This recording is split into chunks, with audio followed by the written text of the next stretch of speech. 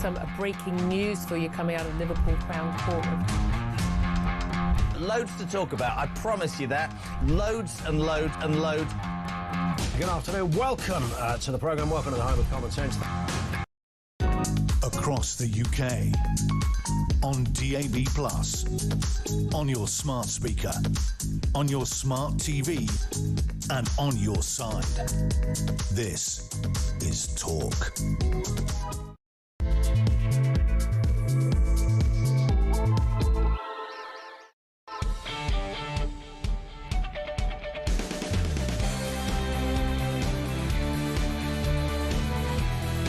And good morning. Everything was plugged in, apart from what's it called? A microphone. That's the one. Yeah.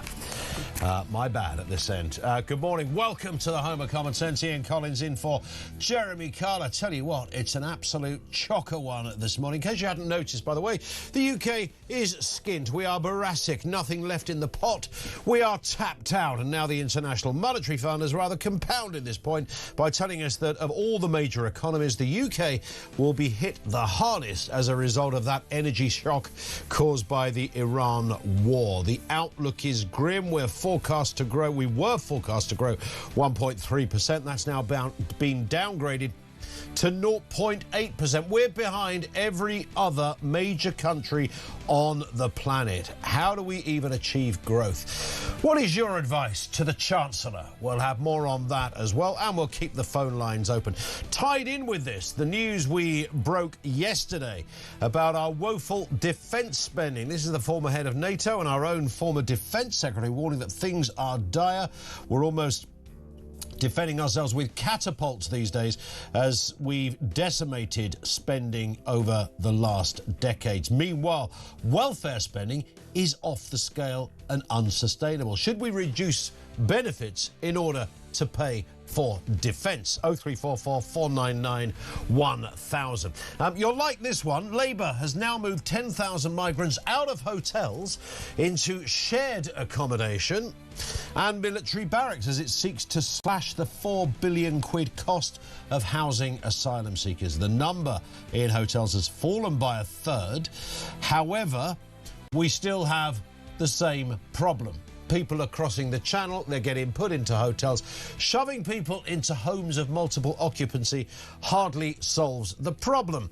We'll have more on that story as well. Also, Prince Harry has opened up about his struggles as a father. Look, most fathers just want to look after our families. That's it. That's really number one on the list. He's worth tens of millions. He's got nothing to worry about. And talking of cold, hard cash, it's a boost for lottery players as the National Lottery is about to double your chances of winning the money by the bucket load. It's been announced that a single £2 ticket will give players access to 2 rounds of draws of 6 balls each, and they're able to win on either of them. It's a double bubble of joy. And also on top of that, there's a new Powerball game that will give you a chance to win £1 billion on the lotto. Seriously, do you know anyone who's ever won the lottery? Have you ever lucked in yourself on the big draw? Or won anything else, for that matter? 0344 499 1000. Charlie Rowley is with us. I nearly didn't announce that at the beginning because I thought, well, he might not be with us. Because the last time I did this show, Charlie was due to come in. Never saw him again. I know. It was a double booking problem. I am here. I wish that were true. I wish I was that popular. You were booked on CBeebies or something. I was meant to be here, yes.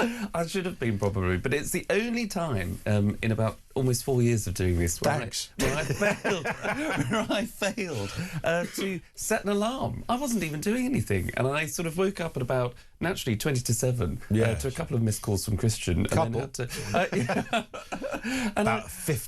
And I was guilt-ridden for the rest of the day. But people thought it was a conspiracy because Jeremy wasn't here. They thought it was some sort of sabotage or... Yes, that's right. Jeremy's not here, so Rowley's decided. Where have they gone? They're on manoeuvres. What are they up to? It's good to see you, Charlie. Just very briefly, I mean, that lottery thing, you can win £1 billion now on the lottery. £1 billion. It's a lot of money, isn't it? Yeah. You know, with all the issues that are going on and all the causes that, you know, I think we should be maybe spending money on, you know, the idea of winning £1 billion. I mean, it might... We're going to need to keep playing the lottery now because like, everybody's skint. Well, exactly. Yes, yeah. More and more people who aren't in work, that Yeah. you were talking about earlier on, that might be on, on the welfare state, relying on the welfare state. They might think that their chances are high to cash in even more. Have you ever won? Do you play it? I don't play. No. The last time I think I bought a lottery ticket was for my 16th birthday. I think when you could play the lottery. I think it's up to 18 now. I might be wrong on that, but that was coming up to 20 years ago. What about that?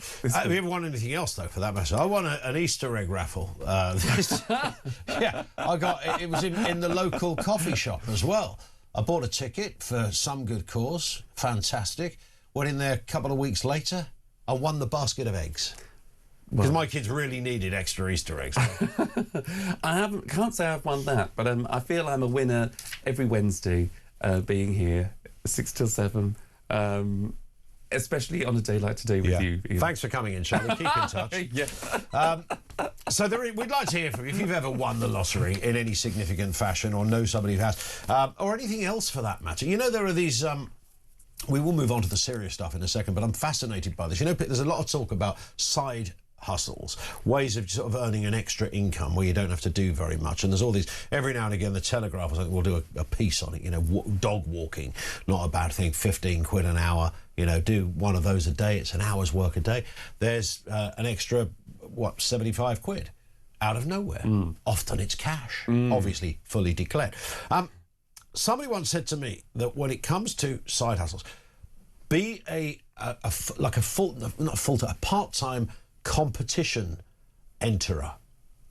You know, there's these websites where you can... So you're constantly in about 100 competitions to win a car, to win a holiday, to win maybe not lottery-style money, but to win some money, win a new kitchen, that kind of stuff. And there's people that do this. And is that because their chances are higher? I suppose if you've entered about 100... Well, if you enter, your chances are higher. Yes, mathematically. Usually how it works. That is absolutely the case, Charlie. That university education was not wasted.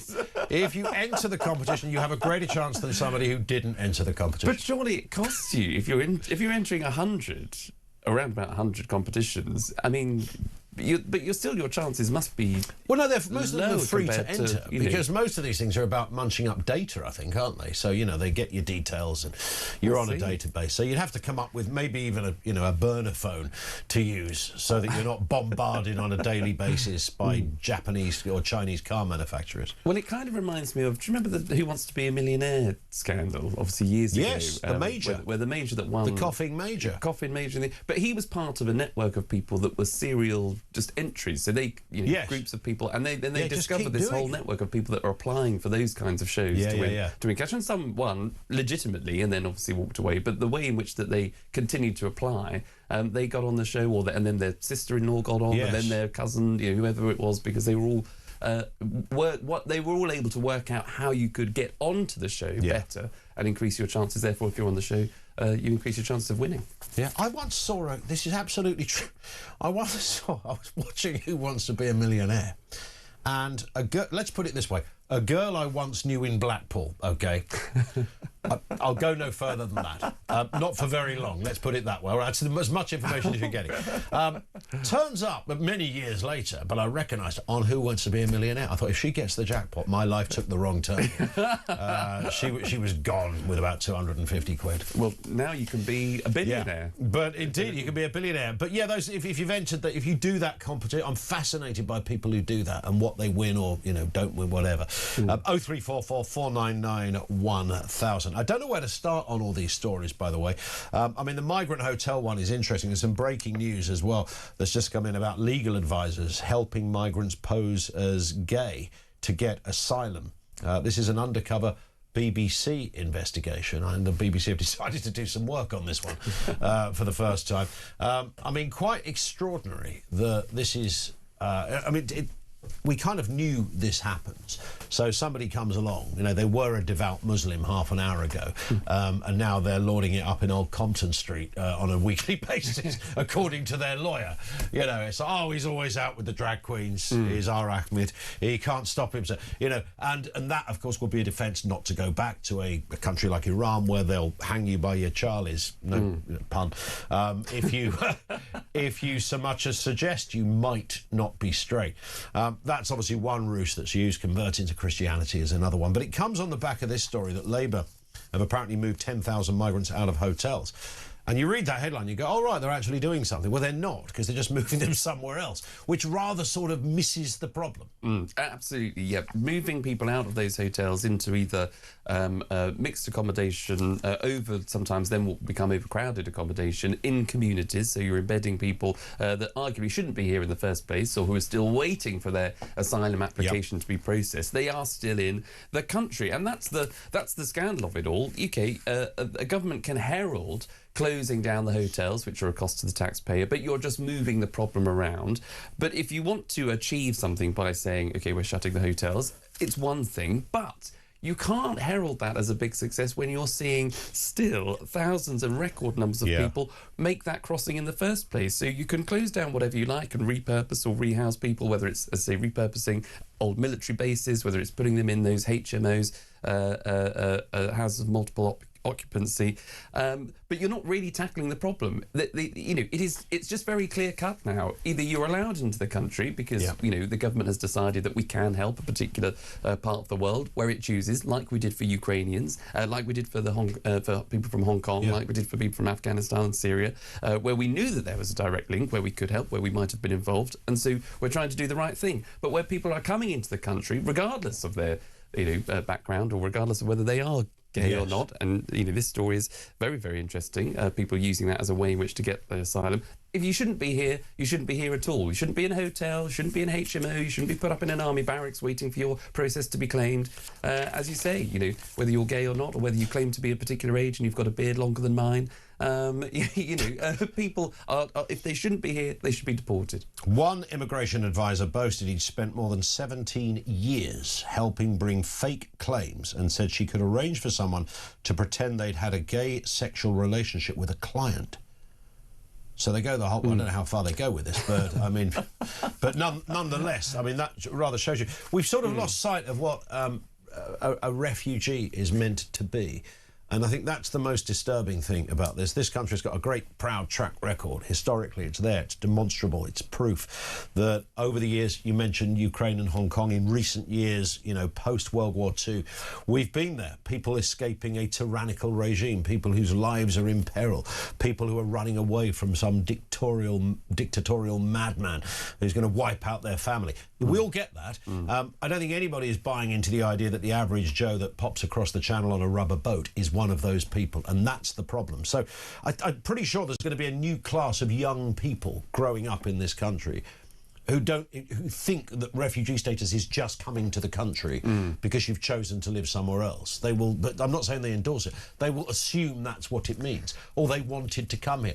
The circumstances will become irrelevant. We see it with this. We've got tens of thousands of people crammed in hotels. Now those that are not in hotels are being moved into homes of multiple occupancy, some into kind of army barrack, former army barracks and the like down in Crowborough in Sussex. They have a big issue with that. It's not about suggesting... Not every one of these people is a criminal or a sex offender. Nobody's suggesting otherwise. But the point is, when you have undocumented people, you don't know who's a wrong 'un. So we're playing Russian roulette with tens of thousands of mostly young, average-age 23-year-old men. That is dangerous. Even if you park that to one side, which, by the way, you shouldn't, it's an economic argument, right? I mean, the economics of this are absolutely massive. There's a £4 billion housing cost. It's kind of interesting that the hike required for defence spending from this government is around about an extra £4 billion that they need by the end of 2027. So the numbers are there. They're glaring. They're there for all to see. And no one's doing anything about it. This government will claim, they'll go, look, we had great success with the migrant thing. We used to have all these hotels. We don't have them anymore. Why don't you just put people somewhere else? Yes. It doesn't solve the problem. Exactly. You're just moving people around. You're absolutely right. There's no success story in that. And it's You're totally right, because people will see just the idea, if you've hopped in a small boat and crossed the channel, because you've made that journey, there's an assumption, particularly by those arguably more on the left, that will say, well, because they've made that journey, they must be in peril. How hard-hearted of us, commentariat sort of classes to say that, that they shouldn't be here. But you're absolutely right. It's about recognising that for every one person that is in the country illegally, that has got on a small boat, that has come into the country illegally, that shouldn't be here, that is effectively, I can understand why people want to take the chance and come to the UK. We should be a great country. But for every one person that is currently put in an asylum hotel or an army barracks or one of those HMOs that you were just describing, that is denying actually someone with an actual genuine need, someone that we could actually be helping or should be supporting. Where the UK has been involved maybe in a conflict and where we should be supporting people, where we can help, maybe as we did for the people of Ukraine. That was a great scheme where people opened their hearts and their homes to people. But even when people were escaping Uganda or Rwanda and these, back in the day and stuff, people, I'm not suggesting there wasn't such a thing as racism that people were affected by, but that's not really the point of this discussion. Those things didn't create these big protests and big concerns, because people could see these were genuine cases and people were escaping something absolutely horrendous, and the world played its part. Everybody shared a piece of the benevolence, as it were, and assisted these individual cases, and that was something that was seen as a positive thing by most people, those in genuine need. This is a whole different story. If you've got 50,000 people a year, it's funny, isn't it? I want to laugh when I use that figure. 50,000 people a year coming into the country. I have guests on and go, it's only 50,000, it's not even a football stadium. It's like, whoa. No, firstly, it is a football stadium. If you've ever been to Arsenal, that's like 3 times the amount of people that go these days on a good week. So I say this to Charlie, the Arsenal fan, you've had a terrible run. It's not been great. It's not been great. I know it's only a couple of days, just all top of the league. But anyway, nonetheless, the numbers are they're absolutely massive, and the economics around this are absolutely vast. You're talking about millions a day, 4 billion a year. Then you throw in NHS and goodness knows what else. We'll take calls on that. 0344 499 1000. What is your response to the news that Labour are moving migrants out of hotels? Hooray, you might say, but they're just moving them around the corner from your house into HMOs or the army barracks. Thoughts on that? Winning on the lottery. We'll talk specifically as well about defence spending. Do we cut welfare in order to fund defence? We'll come to that too. Our lines are open. You can voice notice 0344 499 1000 on any of those stories. We'll throw Prince Harry into the mix as well. Charlie Rowley is with us. 6:20. This is Talk.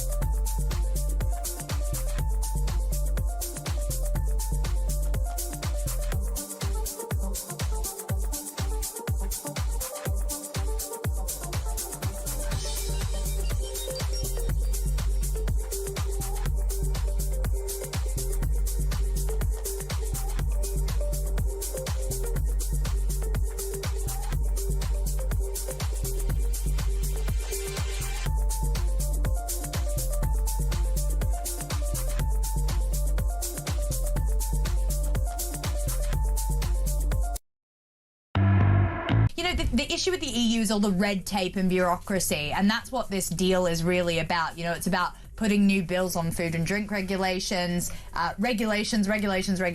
That's what it's about, and that's not going to help our economy in the slightest. Yeah, the three rules of the world. America innovates, China imitates, and Europe regulates. Yes! That's what we do. We just pour a mountain of red tape onto everything and make it not work.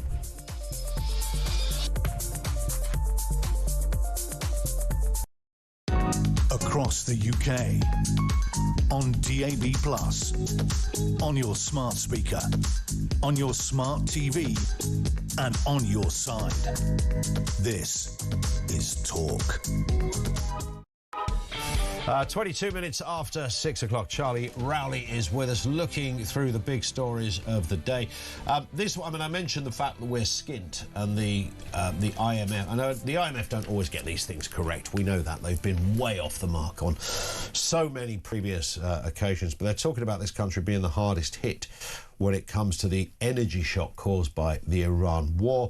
We were predicted to have growth, which was already quite grim, by the way. It was 1.3% growth. It's now been downgraded to 0.8%. We're behind every other major economy on planet Earth. How do we achieve growth? Nobody knows how to do this. Keir Starmer said, growth is my number one thing, to grow the economy, I'm going to grow the economy, and the economy is not growing. And when the more you look at the numbers, and this is not a partisan point, but the more you look at the numbers, it's really hard to see how, in fairness, how anybody is going to grow the economy. What do you literally do to grow this economy?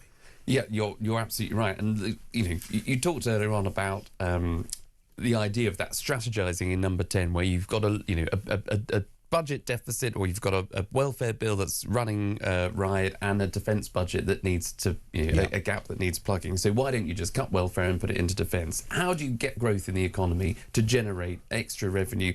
Yeah. And it's by someone sitting in number 10 to say, perhaps Chancellor, perhaps Prime Minister, we shouldn't be putting up national insurance contributions on businesses, the people that actually go out and employ people, the shopkeepers. We're a nation of small shopkeepers still at the end of the day. Yeah. They are the people that employ others. They are the people that create that growth in the economy. So maybe not put up national insurance, the minimum wage, and business rates all at the same time, which is only going to choke off that growth. Of course and you'll find people that are now laid off from work that are then going on to that welfare bill, going into that welfare column. So it's about getting it off getting the bills of the government, of the state, getting those down and getting people into the private sector, into work, and ensuring that they can have a long and prosperous life, and liberty without state involvement. But we've got to grow something. We've got to do something, haven't we? We can keep kind of filling the cracks and somebody opens up a small business, and that's fantastic, because small and medium-sized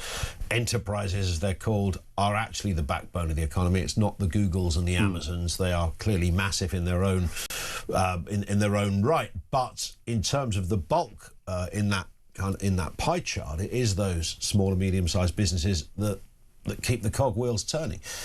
Is it just more of those we need? But simultaneously, people are skint. So spending money in those businesses or with those businesses is really tricky. Yeah, absolutely. I mean, look, the other thing is not driving away those entrepreneurs who have decided, because the tax bill is so high now in the UK, that they have decided to set up those big companies and corporations elsewhere. They should be here in the UK. We want them to be here in the UK, because that will generate a significant amount of income to the Treasury. But it's also about infrastructure, and so spending money on defence, on our defence capabilities, on national infrastructure, on defence and security, whether it's cybersecurity, whether it's investing in obviously more boots on the ground, whether it's the new technology, whether it's building more drones, whether it's maintaining our defence bases, all of that is in the national interest. It's national infrastructure. It's spending on us, on ourselves, investing in our future. That creates growth, or would create growth. But what is really troubling about these figures is that part of the economy that is contracting, it's not even growing at a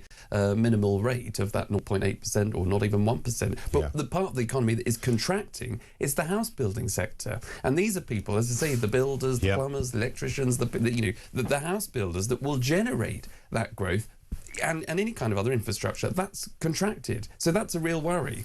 And you've got a government that should be saying, as it has done previously, because it hasn't been able to get its ducks in a row, I think, when it's tried to reach for a good headline to say, we are going to be the fastest growing economy in the G7, as the government would say, despite Brexit. But at the same time, it's now saying we need closer ties with the EU, when we have been the fastest grower of the G7, outperforming our G7 countries like France, like Germany.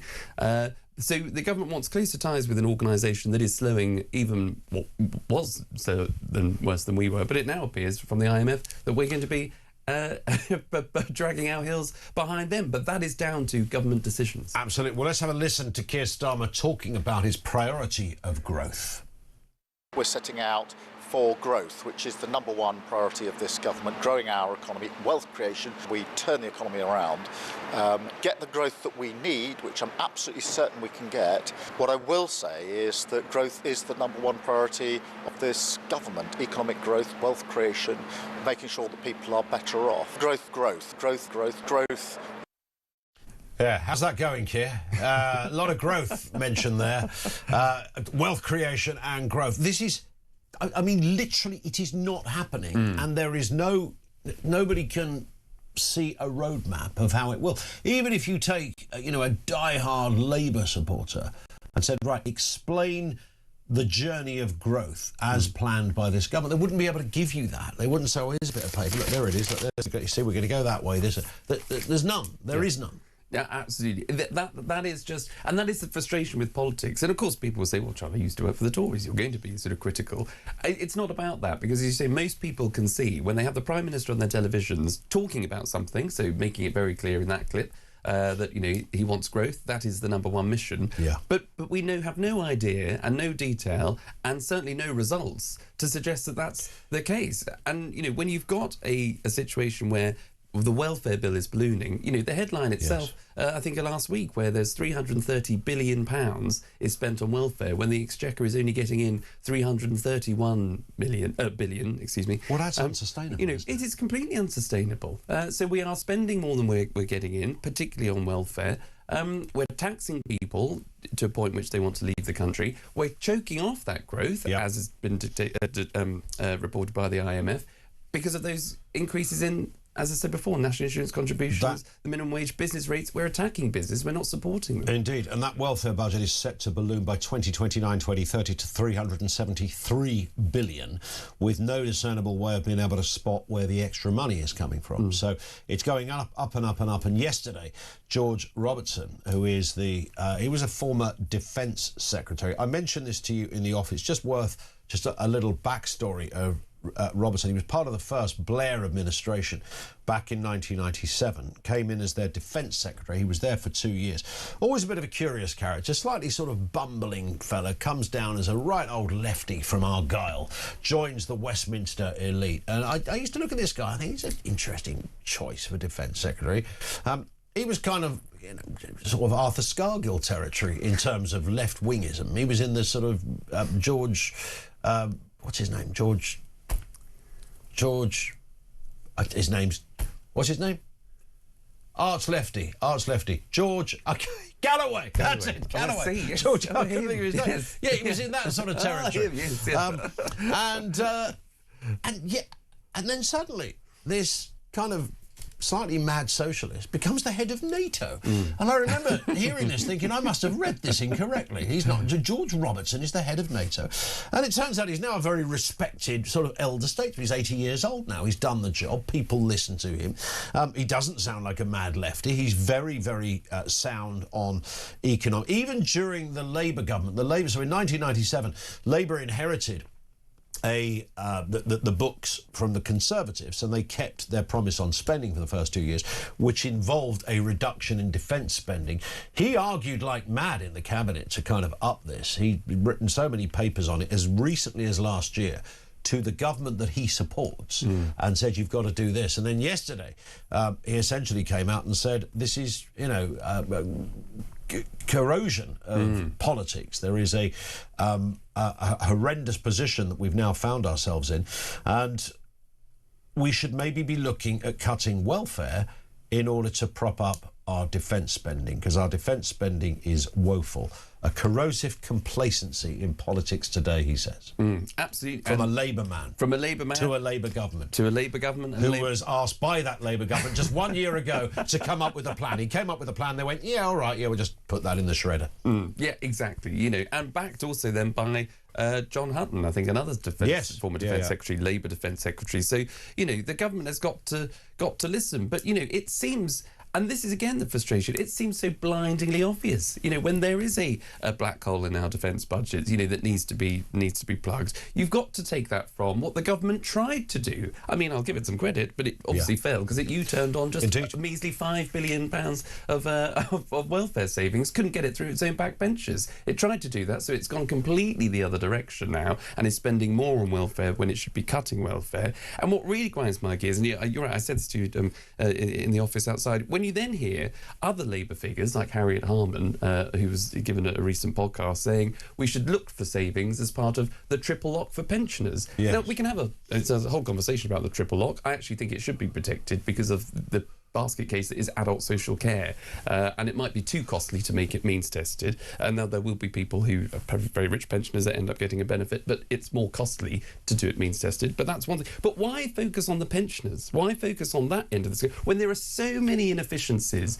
in things like welfare? It should be cutting welfare to fund defence. That to me is a no-brainer, which I think many people across the country will agree with, but Labour just can't seem to get that message through. Well, between universal credit, disability, carer benefits, I mean, some of this is legit, by the way. Nobody's suggesting getting rid of it. It's a case of refining it and make sure it goes to the right people. Child benefit, family support. Collectively, you've got about 100... I mean, they always talk about the state pension being the highest amount, about 125 billion of the overarching figure. If you collectively look at all the other benefits, it's actually greater. And the increase, the huge increase in all of those benefits, that's the disturbing area. Should we cut welfare to fund defence? Let's have a listen then to the former Defence Secretary and former head of NATO, Lord Robertson. I spent the best part of a year working on the new government's strategic defence review, and I can tell you now, bluntly, the conclusion of all of that work. We are underprepared, we're underinsured, we're under attack, we're not safe. Bluntly, that is the underlying message that we got. And the current conflict in the Middle East has to be a rude wake-up call to this country. On top of what we've already seen in Ukraine, it should remind us in the United Kingdom of our vulnerabilities. And there are many. The cold reality of today's dangerous world is that we cannot defend Britain with an ever-expanding welfare budget. Wow. That was him last night speaking in Salisbury. I mean, it's an absolute swipe at the government that he supports.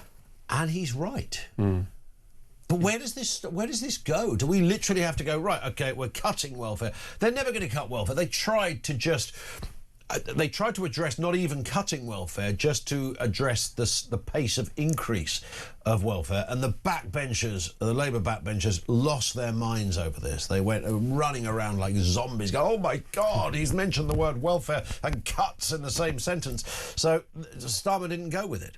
He's saying there, we're not safe. Yep. We are not safe.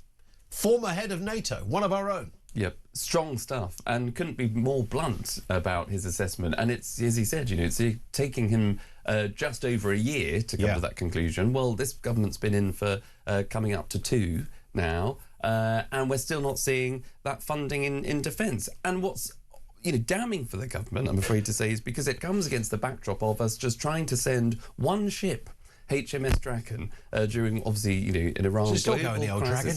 It's, we couldn't even send that on time. And then, of course, when it docked in Cyprus, or I don't think it actually made it to Cyprus, it was in the Mediterranean somewhere, it had water supply issues. So, I think the toilets weren't working effectively, is what I took from it. Yes.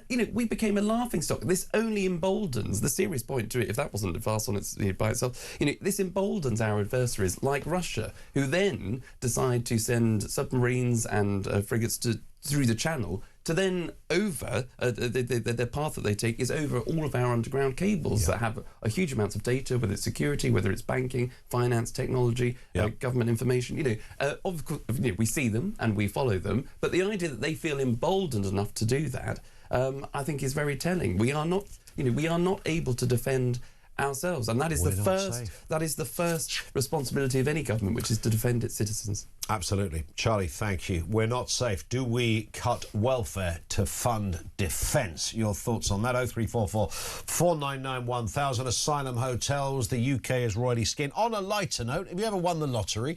In fact, have you ever won anything? Did you go on Bullseye and win the speedboat, even though you lived in a block of flats? Did you do anything that actually made you slightly richer? A new kitchen, I don't know, half a chihuahua, whatever it is you won. If you did and you won big or even small, we'd like to hear from you on a lighter note. 87222 if you're messaging in. Let's get a voice note on Asylum hotels. Morning, Andy. Morning, Ian. It's Andy from Hull. Just with the government saying that they're moving migrants out of the hotels, well, they're the only people I know that can cut the meter off the bottom of a blanket and stitch it to the top and tell everyone they've got a longer blanket. They must think we're stupid. They're unbelievable, isn't it, mate? Have a good day. Good show.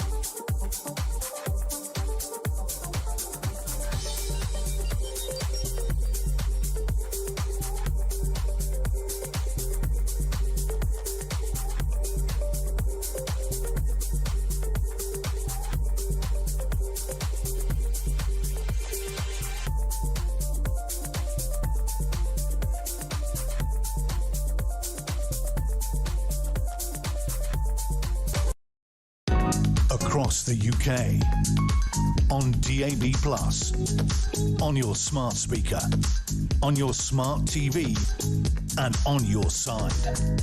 This is Talk. 0344 499 1000. It's 20 to 7. Loads going on at this end. Good morning, Ian Collins in for Jeremy Kyle. It is Talk Breakfast. Let's get a voice note on Asylum hotels. Morning, Matt. Good morning, Ian. Just about to start day delivering, so we're getting on to HMOs now. That's going to be the next big headache for everyone. I've got one across the road from me. Nice little terrace street, so semi-detached, nice little part of Warrington. They've come in, these capital investors, they've bought this house, they've turned it into 8 bedrooms. It's a monstrosity. They've had cowboy builders in. There's all kinds of people coming in and out. You don't know who they are. Every street, this terrace street in Warrington's pretty much got a HMO popping on it. There's no houses for sale. The housing market is on its backside, and they think they're solving the problem. They're not solving the problem. The only way you solve the problem is send them back. We've got bigger problems to send these people back because we haven't got work, we haven't got the infrastructure, we can't afford it. When's this Labour government going to understand that? All right, thanks. Anyway, I've had me rant now. Ta. Matt, that's brilliant. There's a number of reasons. The first thing I picked up on that Matt there, he's about to start his day's work. He's up early doors like good old working Britain, doing his thing, contributing to the system. And you look across the road and you see a house in the circumstances that Matt just described there. And you think, well, part of you thinking, why am I going to work? what's the deal here? There's a load of people who just literally pitched up on a boat, don't know anything about them. The place is in disrepair. Not the fault of the migrants, maybe, but it's cowboy builders. He said the whole thing, and there's Matt and others going out to earn a day's crust, watching this unfold over the road from him. Yep. I mean, it's almost like you're on some kind of crazy hidden camera TV show. Someone's going to knock on Matt's door and go, "You know that house over? It's just a set we built. It's not real, mate. Yeah, you've won this trophy. Hey!" And Noel Edmonds will come out and say, "Gotcha." I don't know. Exactly. And it wouldn't, it would be comical if it wasn't so tragic. Correct. Because, as you say, there are people who, like Matt and others, who, as well as going to work and who, as part of their taxes, is funding that kind of shoddy renovation by the sounds of things. Matt won't be able to get a GP appointment very soon. He'll have to wait probably about 6 weeks. Won't be able to go and see a dentist for another about 6 or 7 weeks or longer. Isn't receiving the kind of support that those people, or the day trips and all the rest of it, the people who are coming to into our country illegally and getting that kind of service. And it is the broader point is kind of what we talked about before. Every one person that comes into the country illegally that is getting that kind of accommodation and support is denying someone, or I don't think actually the numbers are far too high. That's obvious. But, it's denying someone that actually, requires the help and support and would actually be granted asylum quicker in the country. It's the backlog of the processing because there are far too many people in this country, far too many people who we don't know where they come because they don't tell us where they're coming from. They lose their documentation suddenly across the channel. And it's the same with the welfare payments. It's the same with benefits. 100%. There are too many people that are claiming who shouldn't be, and that is denying the right of someone who is in actual need, in someone that does have a disability. But that requires the funding. other point he made in that voice note, though, was that what are these people going to do? What jobs? Seriously, what jobs are those people going to do? And the answer is probably none at all, ever. And the best you'll get is delivering cold chicken on the back of a moped. That you might do that, but that's it. So you're not ever going to be able, even if you wanted to be able to contribute anything. The chances are your command of English is not very good. So it's a completely ridiculous situation. Yep.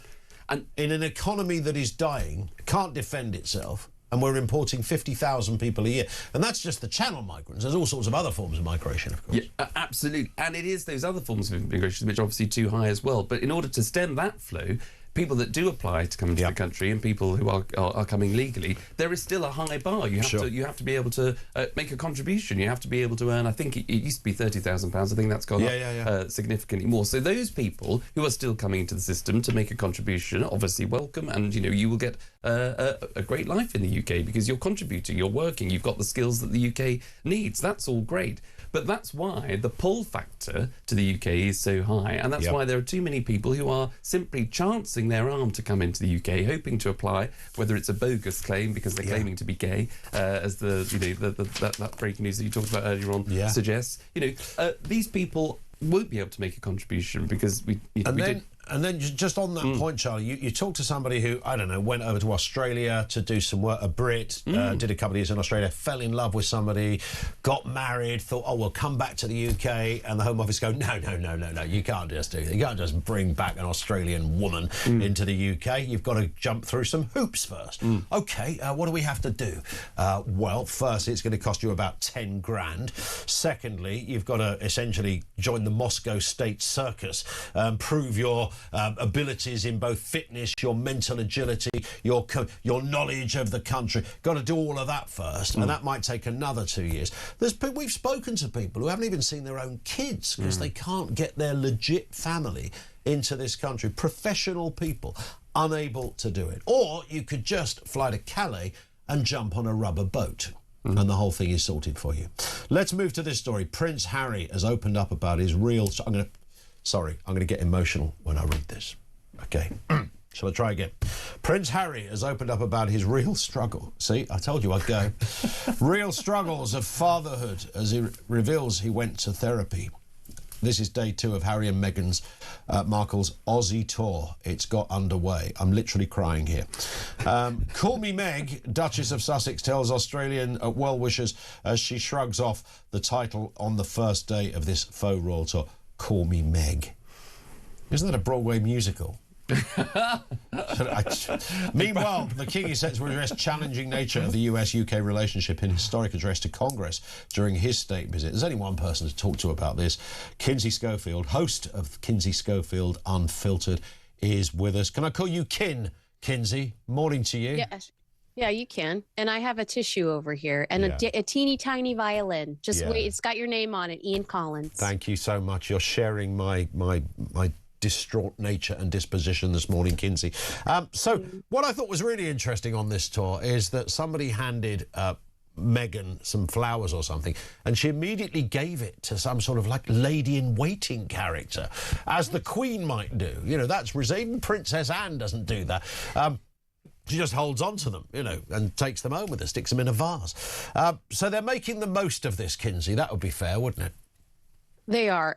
You know, it does conflict with one of the most famous images or videos of her after the Queen passed away, when they are doing the walkabout around Windsor. And, you know, a courtier tried to collect some of the flowers that Meghan had slowly been collecting, and she rejected that person, and she was criticized for that. So I don't know if she learned her lesson there and she's pivoted.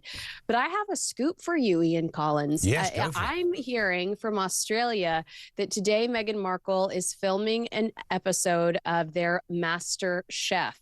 I don't know what she can teach these people that they couldn't learn on Sesame Street after watching With Love, Meghan.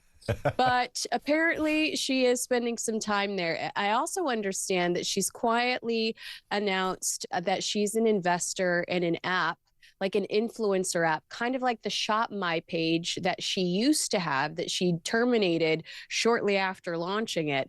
And she's utilizing this app, this AI app, to shill the clothing that she's currently wearing on the Australian tour. Wow. So when people are sitting back asking, you know, what's the motive here? What's the ultimate objective?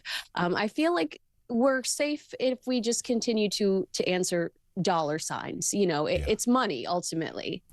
I would have thought, because she used to be an actress, of course. I don't know if you're familiar with this, but, you know, when it comes to soap operas and those kind of programs, you know, America gave us Dallas and Dynasty, or Dynasty, as you guys called it, all of this stuff. We had Coronation Street and EastEnders. In Australia, they had a show, I think it's just coming to an end, if it's not ended already, called Neighbours. And this was huge, Kinsey. And if anybody should move into Ramsay Street, it's Meghan and Harry. I mean, they'd be perfect. I'd start watching. You know, if it's good enough for Margot Robbie, Ian, it's good enough for Meghan Markle. Yeah, okay? Who else was in there? Guy Pearce was. Was it Kylie Minogue? Kylie Minogue started in Neighbours. Yeah. There's a big. There's another one bigger than that, whose name escapes me. Jason Donovan was there. Big Aussie actor. Who is it? Charlie Rowley. Brookside, Home and Away. They were all big Aussie things, weren't they? Brookside? Have I shown? I think Brookside was set in Liverpool. My lack of... close enough. Close enough, yeah. Charlie on pop culture. Yeah. Let's do an hour on that. So, Kinsey, here's the thing. Prince Harry's opened up about his real struggles as being a father. Look, being a father has many facets to it. I understand that. I think most dads, their sense is a sense of duty to be able to look after their family. That's it. And you want your kids to do better than you did. That's broadly it. When it comes to that, on that specific, but Prince Harry, I mean, they got $80 million for the Netflix thing. I don't think he's got any struggles in that department. Yeah, I mean, he said he started journaling during this time, started to see a therapist. He said that he would take Archie from Meghan, and he could sense that Archie could sense how stressed he was. And I guess he felt some guilt associated with that. But I just have a hard time hearing these two talk about parenting. They tend to contradict each other, I guess I should say they contradict their own actions, because they spend a lot of time in the United States talking about how we should all keep our children off social media. But anytime Meghan Markle has something to promote or sell, I get to see the back of Archie and Lily's heads on Instagram. So I don't really consider him an authority when it comes to the parenting space. Obviously, he's trying to be vulnerable well, I guess we should celebrate that. But again, I'm so cynical about this because at the end of the day, it's not a royal tour. These are not two working royals. These are two, commercially driven individuals. And I think that it's calculated that they tend to appear in spaces that Queen Elizabeth previously appeared at. They're trying to remind us of that royal proximity, the same way he did in Canada with the veterans. Here we saw them at the Children's Hospital that Queen Elizabeth had made an appearance at. And I think it's incredibly disrespectful because I know you remember this, Ian. Queen Elizabeth specifically said no half in, half out. And what we're seeing is them bulldozing over King Charles and forcing this half in, half out. And he risks jeopardizing a very important mission at the end of April when he's here in D.C. trying to basically mediate the chaos between Keir Starmer and President Trump. He risks distracting from that if he acknowledges these two. So they really are like a bull in a china shop and getting away with a lot right now. Are they trying? Do you think they're trying to get back into the royal family? Is this like a show reel, as it were, for King Charles? That they can go, look, we can still do it. The crowd showed up, or some people showed up. I don't think that they want to abide by the British royal family's standards, protocol, and rules, and they're just going to do everything on their own terms and, flog AI apps where you can buy Meghan Markle's ugly sweaters and make MasterChef appearances. I think that they are trying to do things on their own terms and they're going to try to force the half in, half out. But I'm under the impression that if they continue to do so, Prince William will put the hammer down when he inevitably takes the throne. Yeah, I think so. Listen, Kinsey, great to have you on as ever. By the way, Russell Crowe was the other name I was trying to think of, who I think appeared. There you go. Yeah, there you go. It comes in the end. Thank you, Kinsey. Don't forget to check out Kinsey Schofield Unfiltered. It's a cracking listen and watch. Kinsey Schofield with us live from the States on that latest royal tour of Prince Harry. What do you make of them, Charlie Rowley? I know you're a big royalist. I am a big royalist, yes. Yeah. And I think the way in which these two have behaved, I don't want to go too harsh on Harry because I always want to leave the door open to him. I knew he's had a bit of a... I know he served in the armed forces and, anybody that does that is obviously, to be admired, but he's acting like just a child himself. He's a boy trapped, I think, in a man's body at the minute in terms of his behaviour. But, call me Meg. Oh, we will call you Meg. Yes, because, you're not part of the royal family anymore, but you've retained the title of Duchess of Sussex. Yes, you don't have to call me your Royal Highness. We weren't going to anyway. No. We'll call you. We will call you Meghan because that's the big M. That's who you are. And it's sad that they have to make money or try and make money by PR in this way. The very thing that they said that they were leaving the royal family to get away from. Correct. The PR. We take a brief pause. We're back with more in a couple of moments. 0344 499 1000. You can voice note us on that subject. We've got immigration. We've got deficits. We've got the country is skint. Do we use welfare to fund? Do we cut welfare to fund defence? And what have you won in your life as the National Lottery announces its double bubble and you could be a billionaire? Have you ever got close to anything like that? Lines are open. This is Talk.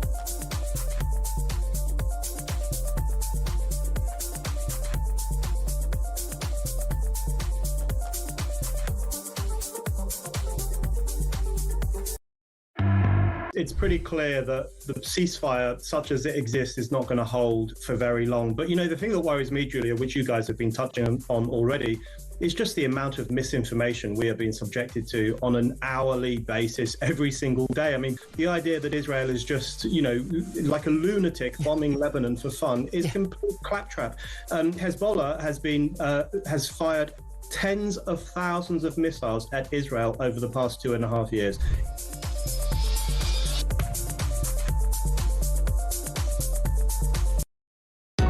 Across the UK, on DAB+, on your smart speaker, on your smart TV, and on your side. This is Talk.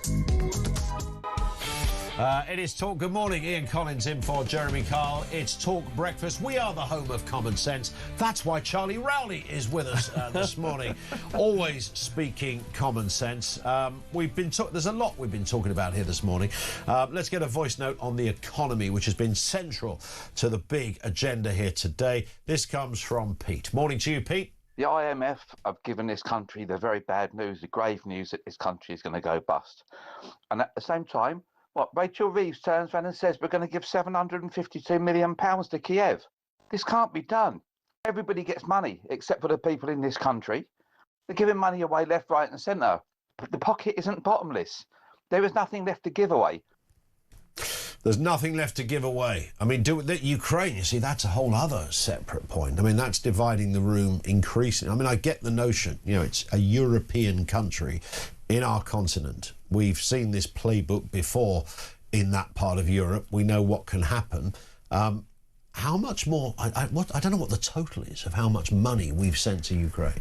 Yes, I mean, and people will want to look at that, and they'll want to question, you know, obviously the Prime Minister and Emmanuel Macron sort of hosting this coalition of the willing, which was at first an attempt to try and bring about peace and broker peace in that region. We're not seeing any results of that yet. We're now seeing, I think, the Prime Minister again and Emmanuel Macron sort of host some sort of joint meeting to deal with the Straits of Hormuz and sort of make sure that we're, as a UK and European nation, are getting... Have a listen to this. Sorry to interject, Charlie. As of March 2026, the UK has committed approximately £21.8 billion in total support to Ukraine. That would take our spending on defence above 3%. If we did that. Totally, that would cover the 28 billion black hole that the defence chief... But it's going to somebody else's defence. Can't make that up. Charlie, good to see you. Charlie Rowley with us on the programme. Do we cut welfare and fund defence? And how do we grow the economy? Lines are open. This is Talk.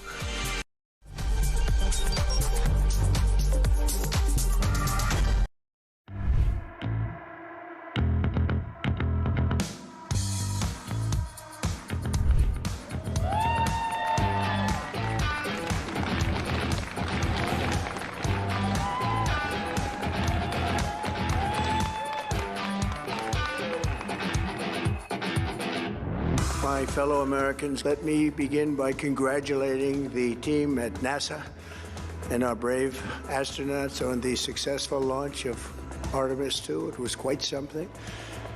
It will be traveling further than any manned rocket has ever flown and will very substantially...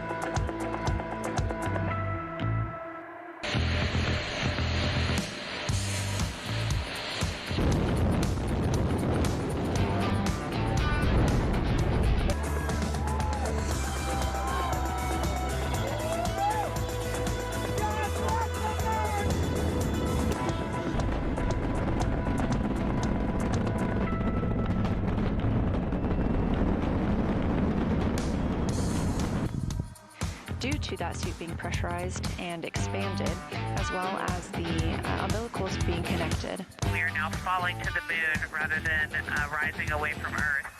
It is an amazing milestone. We are standing by for the Integrity crew.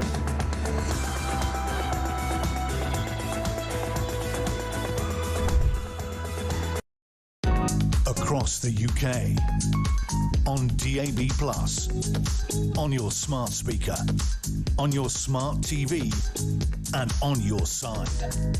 This is Talk.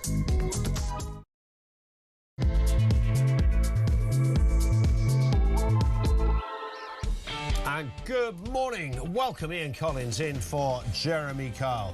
I don't even know where to start. The headlines just keep on rolling in. Great response from you. Ways to get in touch, 0344 499 1000. You can drop us a voice note there as well. In case you hadn't noticed, the UK is a bit skint right now. We are Boracic, nothing left in the pot. We have tapped out. Now the International Monetary Fund, they don't always get these things right, has rather compounded the point by telling us that of all the major economies, the UK will be hit the hardest as a result of the energy shock caused by the Iran war. The World Economic Outlook is already grim. Of course, the forecast was previously 1.3%. This has now been downgraded to 0.8%. How do we even achieve growth in this country? What is your advice to the Chancellor? Also tied in with this, the news that we broke yesterday on this programme. This was the former head of NATO, our own former Defence Secretary, warning that things are dire. We heard that little clip earlier. We'll play it in a moment again, suggesting that we are stuck. We're scuppered. We are not safe as a country. Our defences are woeful, but the amount we spend on welfare is still off the scale. 330 billion a year and rising. We're spending more than we actually take in on tax. So in that, or with that in mind, do we cut welfare to pay for defence? 0344 499 1000. Also, in addition to that, we've got the number of migrant hotels, which has fallen. The number of migrants in hotels has fallen. You think, well, that's a good... What, Keir Starmer's played a blinder? Shabana Mahmood has done her job, really? No, they've just moved all these people somewhere else, from hotels into homes of multiple occupancy, as well as former military barracks as well. And some breaking news. Donald Trump has spoken to Sky News and he's described, I mean, that in itself is breaking news. He's described the sad state of the special relationship with the UK and suggested he could change the conditions of the trade deal. Now that is quite telling. Let's get a word on this and the other big stories of the day. Nigel Evans is with us, former Deputy Speaker in the House of Commons, former Tory MP of about 150 years. Nigel, welcome to you. Nice to have you with us. Good morning. Morning, Ian. Yeah, it feels like 150 years. I bet it's nice waking up not having to go on those green benches, though. No, I miss it. I miss it. And particularly at times like this, of course, where, as you say, the news agenda keeps on rolling. There's some massive news breaking every half hour. So, yeah, I do miss that. But I was at Phil Wallace's funeral yesterday at Westminster. All right, Tony Blair was there, George Brown, the current Prime Minister, and a lot of some of my former colleagues. And so we were chatting around. I had a little chat with Andy Burnham as well and said what a big mistake it was that Keir stopped him from standing by-election. So, yeah, it took me back, bumping into all my old friends and, of course, the wonderful tributes to Phil Wallace. What a great man. Former immigration minister, of course, and famously had that Joanna Lumley moment, which we all recall. Yeah, but you know, she wrote to Phil's widow and said, really, that there was nothing that really separated both of them and how much she admired him. And she ended up in her letter, which George Brown read, when she said, I thought that Phil was absolutely fabulous. What a great tribute. And I mean, it's interesting. We are talking about somebody's funeral here, but I mean, you met the kind of the old guard, as it were, which is much of what we're talking about here, because we've been discussing George Robertson, who was, of course, part of that 90s, well, I wouldn't say intake. He was an MP since the 70s, but certainly found himself as Defence Secretary in the Cabinet. I'm going to just repeat to you, Nigel, what I said earlier. When George Robertson first came on the scene, I sort of saw him as a sort of a bumbling, slightly kind of arch lefty in the George Galloway mould of things. He was a proper socialist, if you like. Half an hour later, he's head of NATO. And I remember thinking at the time, how did that happen? Goodness me. But he's become a very respected elder statesman now. He's 80 years old. We played that clip, which we'll play in just a second. He looks pretty darn good as well. He's very switched on. And grave warnings about the state of our economy and our defences. Let's have a listen to the former Defence Secretary and the former head of NATO. I spent the best part of a year working on the new government's strategic defence review, and I can tell you now, bluntly, the conclusion of all of that work. We are underprepared, we're underinsured, we're under attack. we're not safe. Bluntly, that is the underlying message that we got. And the current conflict in the Middle East has to be a rude wake-up call to this country.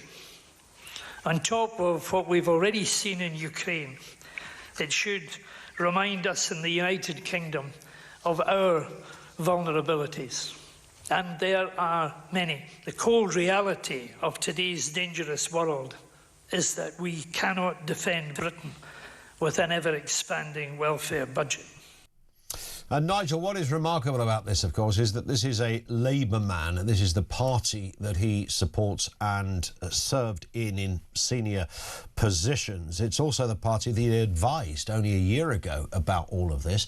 Nothing much has happened, and he's warning there, essentially, that we need to look at welfare to fund defence. Yeah, and he's absolutely right. I used to bump into George quite a bit when I was in the Commons. He was in the Lords. And he so apparently said that the speech he gave yesterday in Salisbury didn't go down well with the current Defence Secretary, John Healey. And I'm not surprised, because it's a wake-up call to what has gone wrong. You can't spend 5 times the amount that you spend on defence on the welfare system. And even John Hutton, another former Labour Defence Secretary, has come in as well with a similar message. The reality is you can't spend the money twice. It's apparently in all the papers this morning, Ian, that even the defence industry is being asked to cut back expenditure by another £3.5 billion. Yeah. Never mind increasing the amount of money that we should be spending on defence. I just think this is brutal. They talk about the hollowing out of the armed forces, and that clearly has happened when people thought we had a peace dividend. Now we've got war in Ukraine, we've got war in Iran, and the consequences of all of that, never mind the other threats that are coming from other parts of the world. And George's wake-up call is saying we've got to start to spend the money now. I mean, even if we started to spend that money, Ian, today, we're not going to see some real turnarounds probably for more than 12 months. Yeah. And so we either start spending that money now or we literally are not going to be able to defend our country, which is what the first aim of any government has got to be, is the defence of the realm. And we're just simply not being able to do it. It's interesting that in the 80s we spent more on defence than we did on working age welfare, and now it's flipped around spectacularly. We're spending $70 billion on defence, 2.4%. The government want to get that risen to 2.5%, which is nothing really, by 2027. That would require an extra £6 billion. The aim is 3%. That will be another £15 billion by the end of the next Parliament, not this one, the next one. So the numbers are huge here, with no obvious roadmap to see how they're going to achieve it. No, and of course another wake-up call was, whilst we had the wake-up call from George in Salisbury, we had another wake-up call from Rachel in Washington, our Chancellor of the Exchequer. It was told by the IMF that we're now, it's been downgraded, our growth, by the biggest margin of all the G7 countries. Most of the G7 countries are seeing a downgrade because of the war of 0.1%. Ours is 0.8%, which means, of course, that there's going to be even less money. The threat is that interest rates may go up, and even if they don't go up, they stay static at a time when industry is hurting. Now, which is the sector, Ian, that is going to help the United Kingdom more than any other? Is it going to be Benefit Street, or is it going to be British industry, the people who employ people, the entrepreneurs, the people who basically create the wealth? We were told only 2 years ago in the general election that we needed growth in this country, and now Britain is stagnating. And that means, therefore, that the amount of manoeuvre for the Chancellor of the Exchequer is way less now than it's ever been. And you've got people like Harriet Harman from the luxury of the House of Lords saying, well, perhaps you should scrap the triple lock on pensions. Well, I've got to say, well, my clear message to Harriet is it's okay for people like you who are on a gilted pension from the House of Commons, and of course your ministerial pension. You're cosseted by your money coming in from the House of Lords, and then you've got all that money coming in from your podcasts and TV appearances. Don't lecture the rest of Britain and pensioners who have worked hard all their lives, put away a little bit, and now you think that they should be punished by losing the triple lock, which was promised to them in the last general election. No, there's another avenue, Harriet, and that is to tackle the real problem of Benefit Street Britain. The threat from the IMF is that unemployment over the next 12 months is going to go up another 150,000. Who's going to pay for all of that? Yeah. Further hollowing out of the defence. It's absolutely bonkers. And of course, there is one solution waiting there, Ian, as we all know, and it's in the North Sea. Yeah, that would at least begin the process. It's very hard to see, isn't it, when you try to objectively take a step back and you look at the economy. And Keir Starmer's made a great play about growth. Growth is exactly where we need to be. It's all about growth. And in fact, it's his #1 priority. Let's have a listen to this clip, Nigel, just to back up that very point. He's very serious, our Prime Minister. Here he is. We're setting out for growth, which is the #1 priority of this government, growing our economy, wealth creation. We turn the economy around, get the growth that we need, which I'm absolutely certain we can get. What I will say is that growth is the #1 priority of this government. Economic growth, wealth creation, making sure that people are better off. Growth, growth, growth, growth, growth. How's that going, Keir? Growth, Nigel. He wants it, but he can't achieve it. It doesn't know how to get it. Ian, a few days ago, you had a lady phone into your programme who went on a list of things that Starmer has done wrong. Georgina, yes, fantastic. I think it was 2 minutes without coming up for air. Yeah. She got it on the button. She was absolutely right. Now, it's all very well for people like Keir Starmer to talk about growth, as he did during the general election. And yes, the first thing that his Chancellor of the Exchequer did was to increase costs and regulations upon British business, which meant, of course, that they were going to lose jobs. And that's exactly what's happened. Unemployment's gone up every month since this government has taken power, which means, of course, that extra money is being diverted away from essential spending on things like defence. And it's going into Benefit Street. And what you've got is Alarm Clock Britain, people who are literally listening to this programme, who are getting ready to go to work. They're going to spend 8 to 10 hours working today, paying their taxes, which are then being diverted to a number of people who are not working. And of course, Rachel Reeves, the one thing she has said about the economic crisis that we're currently facing, particularly on energy, is, right, we need to support Britain on energy costs. She's not talking about giving support to British industry. She's talking about giving even further support to Benefit Street. She's going to means test it to ensure that those who are at the very bottom of income in Britain are the ones who are going to get support, which really translates into it's going to be even more less productive for people to actually go out and work and pay their taxes. It's insane. They will be worse off compared to people who are on Benefit Street. It is an insanity, and there's another story that feeds into this, something we talk about often, and I know you're aware and feel passionately about this as well. Huge immigration problems in this country. Nothing is happening to stop it.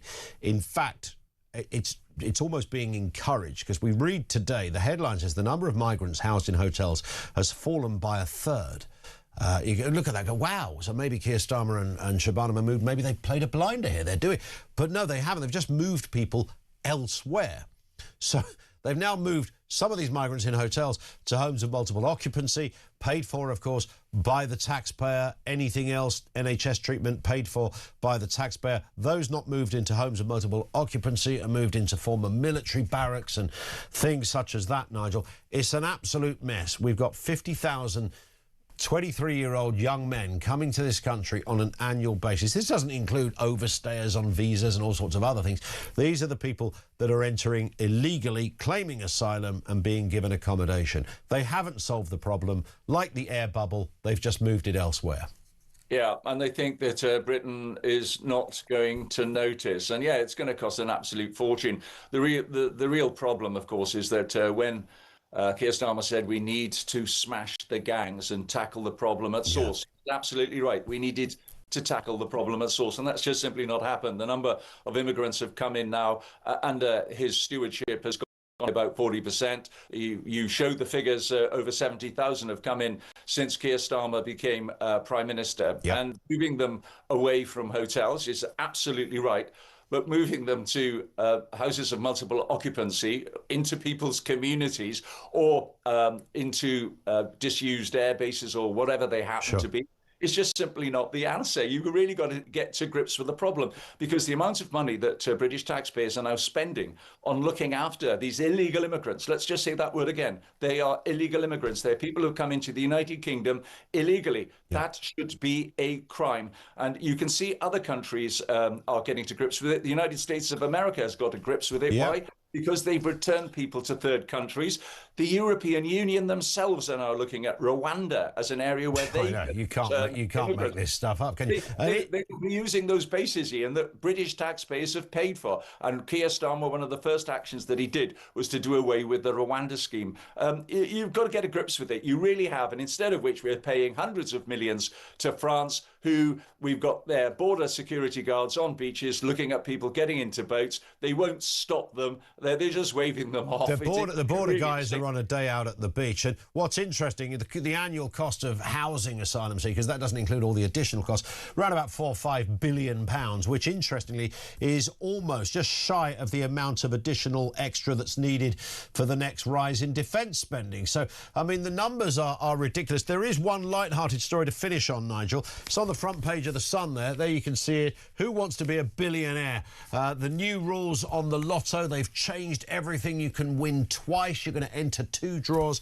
And the new Powerball game, Who Wants to Be a Billionaire? We're told that the last Treasury meeting, Rachel Reeves asked Secretaries of State to enter the lottery on a weekly basis to try and win some money.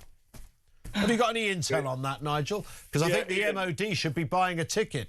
Ian, when I first got elected, John Major was the Prime Minister, and it was he that introduced the National Lottery, and I sat on the committee, the standing committee that went through the legislation line by line, and I can remember the argument was we shouldn't encourage people to gamble, and we should only have it once a week, and it should be really constrained. And look at it now. It's unreal. It's gone absolutely crazy. It's no wonder, Ian, if you look at the major story in one of the newspapers today, says that the Labour Party are going to get absolutely smashed at the local elections, and in the Welsh Senedd elections, which the Labour Party have held control ever since devolution came about, that they are likely to come third behind both Reform and Plaid Cymru. It's no wonder. They think the people are not noticing what's happening. The people have twigged. They've twigged, and they will react on May the 7th. Absolutely, absolutely. Nigel, great to have you on as ever. Thank you. Have a cracking day. Nigel Evans, former Deputy Speaker at the House of Commons, former Conservative MP as well. Over to you on all of those subjects. Anything you want to throw in, 0344 499 1000. The serious stuff that we're throwing out there, of course, growing the economy. What is your message for Rachel Reeves? And do we cut welfare to fund defence? And on a lighter note, reference the lottery. Have you ever won it? Or got close to a biggie? Or won anything else for that matter? Could be a car, a kitchen, or maybe a dog. We're all ears at this end. 87222 is the number to message. You want to leave a voice note or call in 0344 499 1000.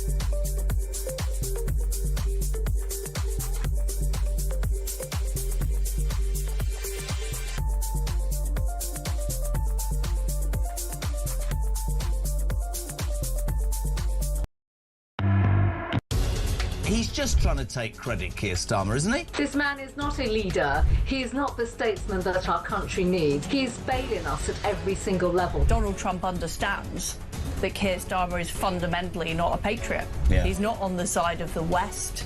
He's been appeasing the Iranians in order to shore up his vote in this country. In front of me is Waitrose, and I'm about to head in there. I literally openly put the stuff in my bag. I nervously walked to the front door, and away we go. Across the UK, on DAB+, on your smart speaker, on your smart TV, and on your side. This is Talk. Good morning, welcome. It is the home of Common Sense. Ian Collins in for Jeremy Carr. We got loads going on here. Defence spending is a particular focus. Let's get a voice note. This is Dan. Morning, Dan. Morning, Ian. It's Dan from Kent. I love a stat, and I was shocked to hear this yesterday. So in 1982, during the period of the Cold War, we were spending 5% on defence and only 2% on welfare. Roll forward to 2026, we're only spending 2% on defence, but a whopping 11% goes to welfare. Forget our enemies, we're killing our country ourselves. And on a side note, those migrant hotels that we've suddenly emptied, now we've got better weather coming, they'll just be filled back up again. Great show. Thank you very much, Dan. Great point as well, the way that the priorities of spending seems to have flipped over the years, and it's been sort of gradual. It seems almost intentional for a period of time. I mean, defence just got put on the back burner for whatever reason.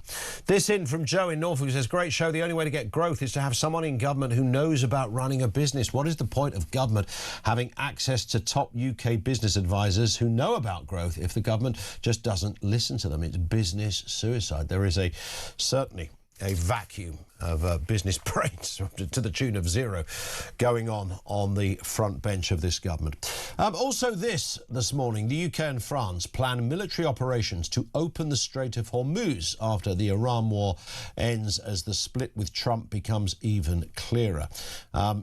Trump hints, of course, Iran talks could resume this week as the US port blockade continues.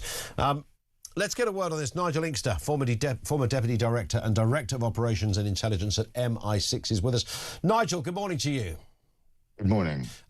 As an outsider, you look at these stories and you think, well, it's a bit of water. Surely there's another way round this. Certainly, great minds, we are told, have collectively been trying to find a way. Is that viable? In terms of opening the Straits of Hormuz, you mean? Yeah. I don't think it's that easy. I think it's possible to clear the mines that the Iranians have put in the Straits of Hormuz. And my understanding is that the US Navy is already beginning to do that. I mean, the problem with mines is they're not that difficult to deal with, but they're very difficult to find. So, that is a risk. If a mine hits a modern double-hulled tanker, it probably isn't going to do that much damage. But the fact is that many shippers are not prepared, to undertake that risk. Sure. Because, of course, they've got to think about the safety of crews and so on and so forth. I think going on to land, which is the only other obvious alternative, risks getting drawn into a kind of Iraq-style forever war, and I don't think that is a very realistic option. So I think there is a need for patience here. There is also diplomacy going on. It looks as if there are going to be more meetings in Islamabad in the coming days. And, of course, it's very difficult to know how what's left of the Iranian regime is to handle these talks.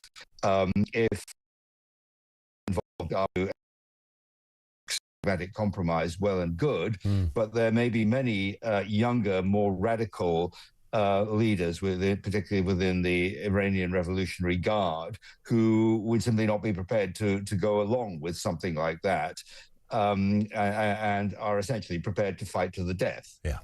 I mean, in terms of those talks, should they resume this week, was there any part of you that was surprised that the Americans got around a table with a terrorist organisation, essentially, so quickly? I mean, you think of how long it took for Mrs Thatcher and John Major's government, then latterly Tony Blair, to break bread with the IRA. I mean, it was decades. I'm sure some behind-the-scenes things were going on, but you take the point. This happened. This was a regime that the Americans were going to eradicate initially and completely change it. We're going to 1979 was just around the corner, and then before you know it, everybody's suited and booted. They turn up in Pakistan having a cup of tea together. Is that it just unfortunately inevitable? Is it curious or disturbing? Well, all too often, sadly, you do end up having to negotiate with terrorists. As you said, we did that with the provisional IRA. And there have been other examples throughout history. The speed with which it happened, of course, is another matter. And I think this goes to the point that I think the US fundamentally misread the Iranian regime because in the present US administration, the belief seems to prevail that everybody is open to a deal. Now, Greek historians, ancient Greek historians, make the point that there are three drivers of conflict: fear, honor, and advantage. And the one that we all underestimate is honor. People sometimes fight when it's not obviously in their interest to do so. And I think this, Iran is a particular case where that applies. Something more domestic as well, just to get your view on as well, Nigel. Yesterday, British fighter jets were scrambled over fears of a suspected Russian long-range bomber approaching UK airspace. This does happen, it seems, from time to time. Should we be worried? Is it intentional from the Russians to do this? Are they saying, look what we can do? And are they a threat to us? Well, yes, they are signalling. They are saying, this is what we can do and what are you going to do about it? Are they a threat to us? Well, I think we have to assume now that they potentially are. Putin is 5 years into an ill-conceived war, which he's clearly not winning. The Russian economy is in serious trouble. It's been essentially militarized, the whole country. It is likely that Russia will emerge from the war against Ukraine, sort of angry, embittered, and vengeful. And we are going to be on the hit list. It's a grim thought to finish on, but you're absolutely right, Nigel. Thank you very much indeed. Nigel Inkster is former Deputy Director and Director of Operations and Intelligence at MI6. He knows his way around these geopolitical stories like few others. Over to you, 0344 499 1000. This comes in from Lisa, who says, Lisa's in Manchester, who says, morning, in the BBC story, this is the BBC decided to actually do some work on migrants, and they found that a shadow industry of law firms and advisors are charging thousands of pounds to help migrants pretend that they're gay in order to stay in this country. We have heard this before. Lisa says, it's not breaking news, shock, horror. So some asylum seekers have been lying to stay here. Well, I never. I think we all knew this. The country is sinking like quicksand, and with Labour throwing us all in the pit. I've had enough. They make me sick. They are disgusting. Strong words and understandable ones from Lisa in Manchester. It's not just, of course, it isn't any surprise that this has been unveiled, that some asylum seekers are getting literally legal advice, saying, yeah, just pretend you're gay. And the other one, of course, is you pretend you're a Christian. And, of course, you can't go back to certain countries and so I've converted to Christianity. Otherwise, they'll chop your Charlies off or something, just something horrendous like. So that in itself is not new. What is new is that the BBC decided to dive a little deeper into it. You've got one immigration advisor who boasted that she'd spent more than 17 years helping to bring fake claims, and said she could arrange for someone to pretend they'd had a gay sexual relationship with a client. I don't know how you pretend that. What does the border force people need? I mean, how do you just turn up holding hands with your pretend partner? Do you have to show photographic evidence? I guess maybe you do. This is us on holiday. This is us in Butlins. This is us in the audience of The Masked Singer. I don't know. What do you have to do to prove that? And of course, the problem that Border Force have, they can't say to somebody you're not gay. They can't prove you're not gay, and the same way you can't prove somebody hasn't converted to Christianity. You can carry a Bible around with you and wear a dog collar if you like, but it's not going to stop them from asking the question. But it's the one that they can't get a truthful answer to. 0344 499 1000. Your thoughts on that? Your thoughts on military spending as well?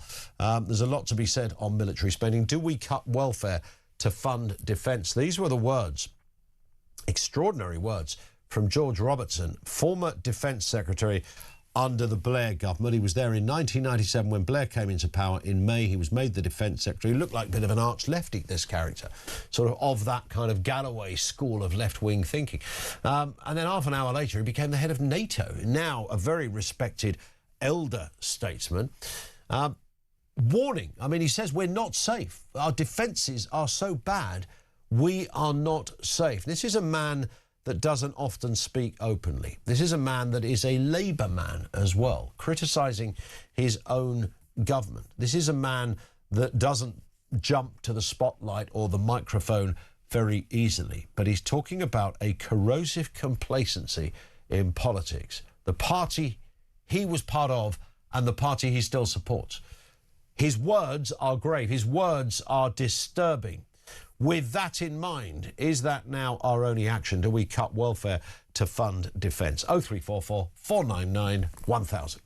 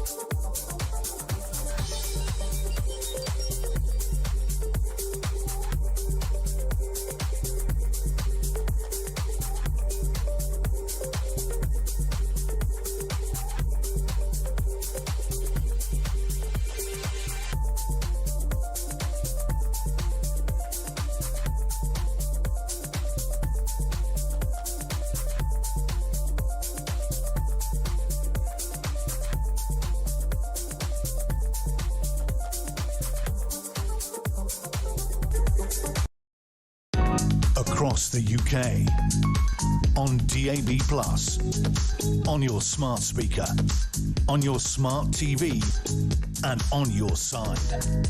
This is Talk. It is Talk, yeah. Good morning. Just gone 25 to 8.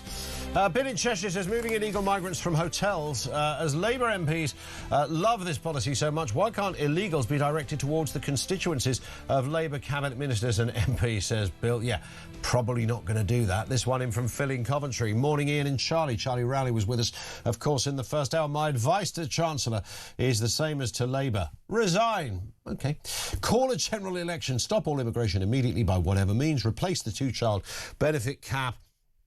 Stop all benefit payments to non-British citizens immediately. Remove all foreign criminals immediately. Start looking after British people for a change. And when you look at the IMF warning, which is absolutely dire, I mean, absolutely horrendous. They've downgraded us from what was already a rather disturbing 1.8% growth down to 1.3% growth, down to 0.8%. How do we get things moving? How do we get the wheels turning?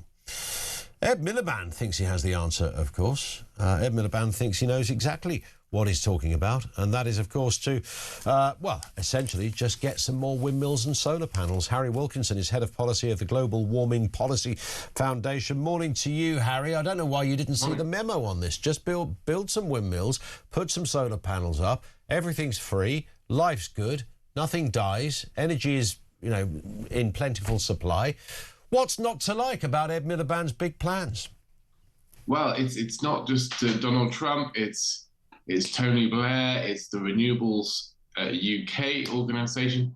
All these people are actually telling Ed Miliband, we can't just pursue this renewables only approach. We have to do North Sea oil and gas drilling as well. We're in a crazy situation at the moment where we have this very significant resource right on our doorstep, but we can't use it. And the question I'd ask to Ed Miliband is, how does using relatively more oil and gas from our own resources compared to what we have to import from abroad, how does that make us less energy secure? How does that push energy bills up compared to what they would be otherwise?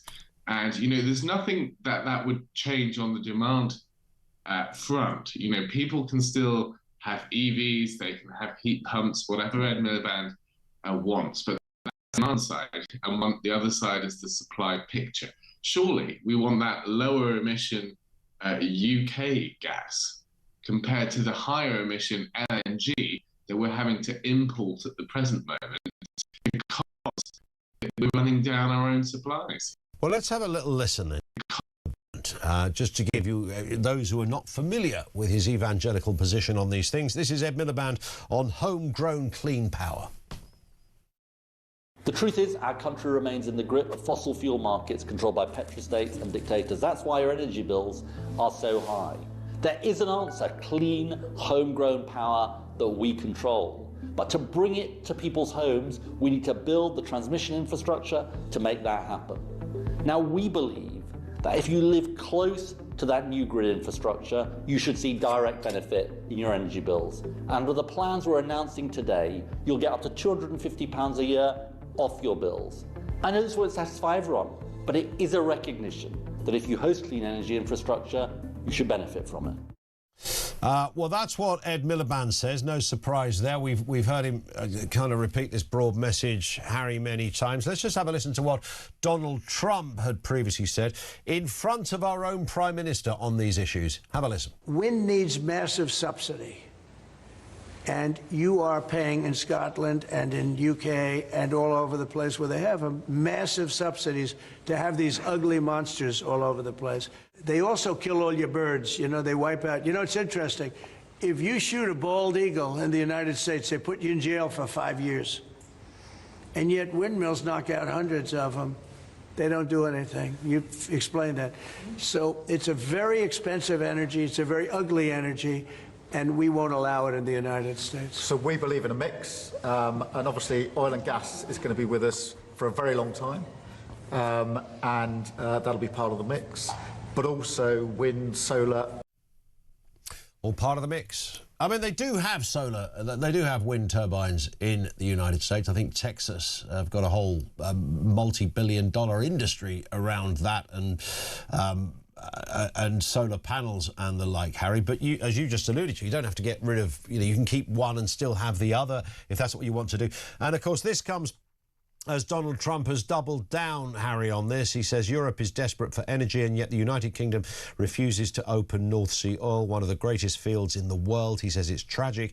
Aberdeen should be booming. He says Norway sells its North Sea oil to the UK at double the price. They're making a fortune. The UK, which is better suited on the North Sea for purposes of energy than Norway, should drill, baby, drill. It's absolutely crazy. They don't. And no more windmills. He's doubling down, Harry. He is. I mean, the key point to make here is that we still rely on fossil fuels for 75% of our energy needs. They are overwhelmingly supplying most of the energy we use. It's easy to get sidetracked by looking only at, electricity markets, but the wider energy picture, when we think of the gas we're using to heat our homes, we think of the petrol and diesel that we use to run our cars. We look at the picture in the main, we still absolutely rely on, we need that oil and gas, and we simply don't have the luxury to be turning our nose up at our biggest energy source. We have to be looking at ways to get that down in price, and that means more domestic extraction, at the same time as looking at a range of other areas. But how on earth does it make sense? One analogy that I heard was, what we're doing with electricity is like choosing, moving away from a fixed or a tracker rate mortgage that is occasionally expensive, i.e. gas, to a fixed price that is always expensive. When you look at these contracts that Ed Miliband has signed with new renewable generators in the North Sea, that's primarily offshore wind turbines, he's just agreed 20-year contracts for these projects, which guarantee a high price. And that's a price that's actually way in excess of what the Committee on Climate Change predicted wind would cost in their assumptions when they looked at the cost of net zero. So net zero is costing much more than we thought. It's costing a price that Ed Miliband has agreed. So when he's out saying wind is cheap and that's going to save us, well, how on earth is it going to save us if he's agreed that really expensive price? And that price doesn't even reflect all the additional grid costs that they would impose. You're going to have to extend all that grid infrastructure and have backup sources of energy to supply power when the wind isn't blowing. So there's a much bigger picture here. The outlay for all of this infrastructure is so massive. I mean, we've been talking this morning about how our growth forecast has been downgraded. We're talking about how defence spending simply isn't touching the sides when it comes to keeping us safe. And yet we are spending, I don't know how many multiple billions of pounds on all of these projects. I mean, like you said, Harry, at the beginning, there's nothing wrong with exploring. Everybody I know says, look, if there's a new form of energy and it turns out to be cheaper, it's more environmentally friendly, there is nothing wrong with that. The principle of finding new sources is what a country should be doing. We should be looking for alternatives. At some point in the future, the oil won't be there. So we don't disagree with the principle of coming up with new innovative ways of energising households. But at the moment, just like the Chinese, we should be following that school of thought, shouldn't we, Harry, where they're building all the windmills and the panels, but simultaneously using the natural resources on their own doorstep.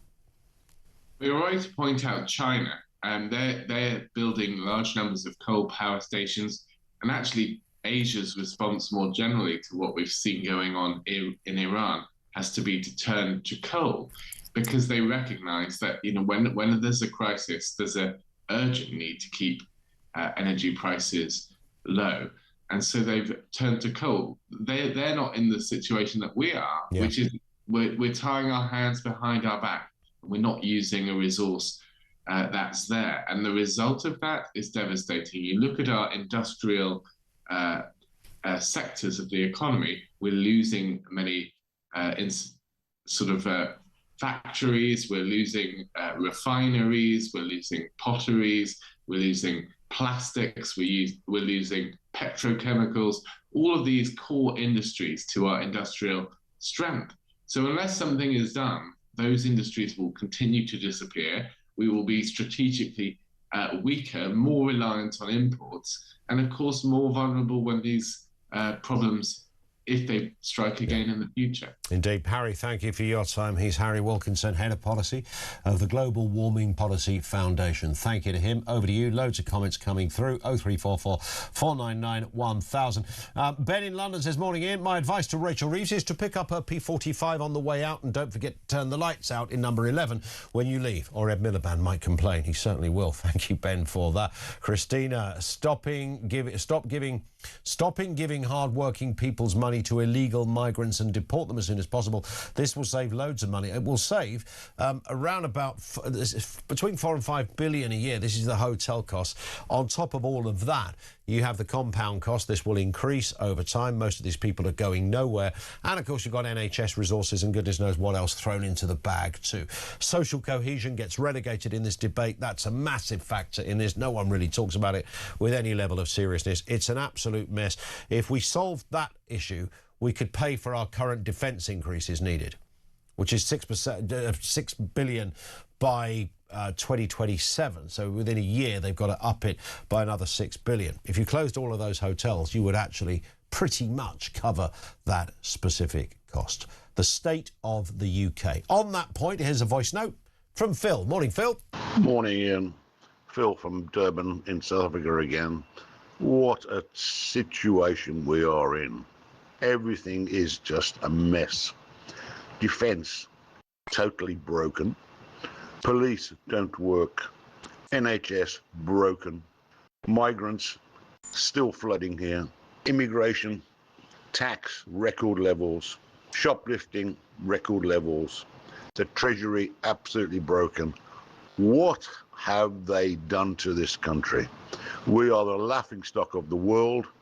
We're pathetic.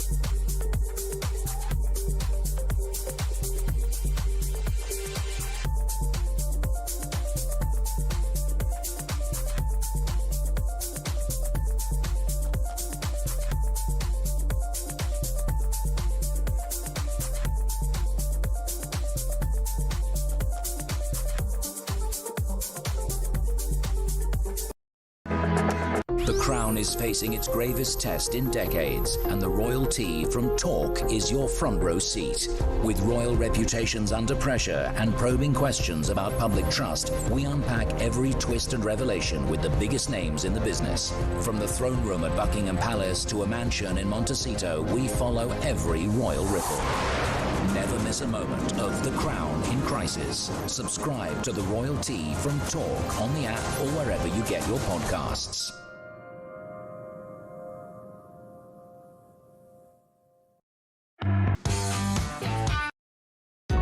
Across the UK, on DAB+, on your smart speaker, on your smart TV, and on your side. This is Talk. And good morning, Ian Collins in for Jeremy Carl. It is Talk Breakfast. It's the home of common sense. We were talking about front page of the Sun there. There it is. Who wants to be a billionaire? This is with reference to, well, a Powerball, US Powerball game where you could win £1 billion. They're also doubling up your chances to win. Joanna in Salisbury says, reference the lottery. I think I would have won the lottery when this Labour shower are out and we get a right-wing government. If we get Green, it will be a life sentence. There's money to be won out there, but money is not going into the coffers. Growth is sluggish. We've got a problem with defence. We're giving so much money to Ukraine. Where do these problems begin to solve themselves? Only one man to ask. The economist Liam Halligan is with us. Liam, morning to you. Morning to you, Ian. I'll tell you what, I mean, I know that it's easy to say it's a right old mess out there and we can all have a whinge up, but I mean, genuinely, objectively, no partisan point here, we are in a very, very precarious position. Well, this is easily the most significant energy supply shock since the early 1970s. And now you've got the world's major leading financial watchdog saying that the UK, of all the big economies in the world, the so-called G20, that's the G7 economies, plus a lot of the big so-called emerging markets, of all the G20 economies, the IMF is saying the UK is the most vulnerable to this energy supply shock. Two reasons, Ian. We're now a big energy importer.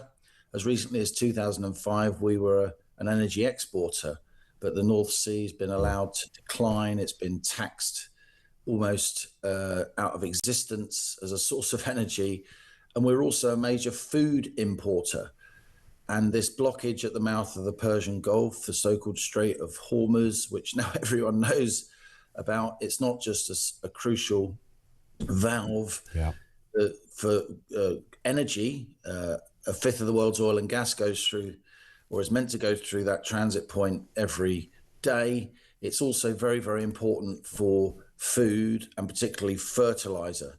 So we're facing not just an energy price shock here, and anybody who's, £1.90, £2 for a litre of diesel, crikey. Petrol expensive, energy bills heading upward. It's not just about energy, it's also about food.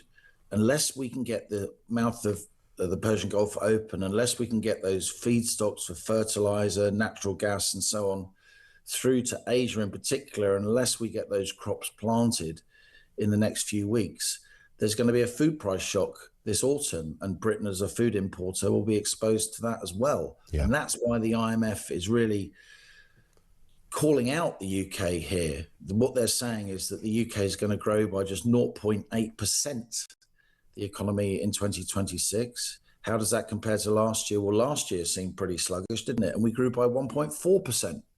So if we're growing just by 0.8%, the government's going to get less tax revenue. It's going to have to spend more on benefits and so on. That's going to make the fiscal position worse, pressure for higher tax rises. And Ian, it's not just 0.8% growth this year, says the IMF.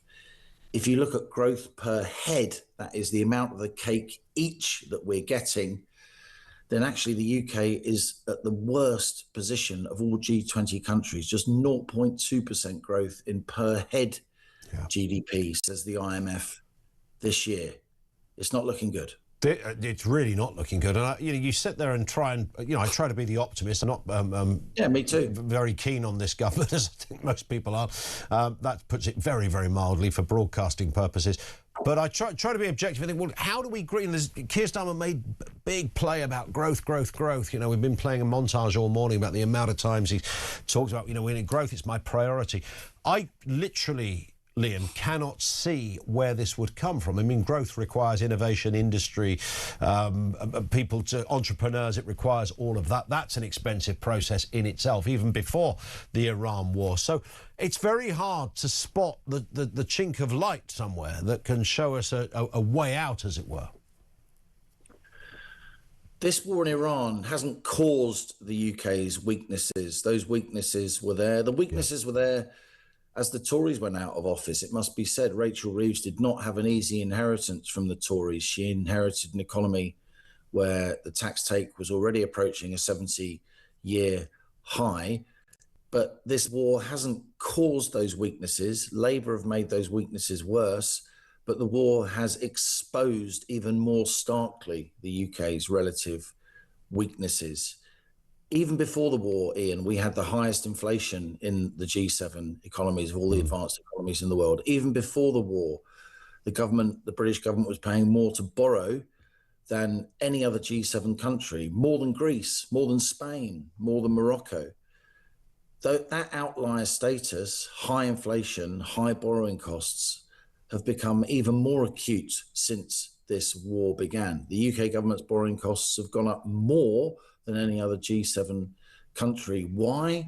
Yeah. Because big investors around the world, the insurance companies, the pension funds that lend serious governments serious money, they can see that the UK is vulnerable. They can see that an inflation spike is coming. So when they lend the government money, they want compensation for that inflation, so they charge a higher interest rate. And that then in turn puts more pressure on the public finances because the debt interest bill goes up even more. And of course, it's a great get out, isn't it, for the rest of time, really, for Rachel Reeves, because this will forever be used. But no one believes it. No one in financial, a few, naive journalists may believe it, present company accepted. But the more she says, "Oh, it's all about Iran, it's nothing to do with us," the more global investors put their head in their hands and say, "Is Britain run by serious people?"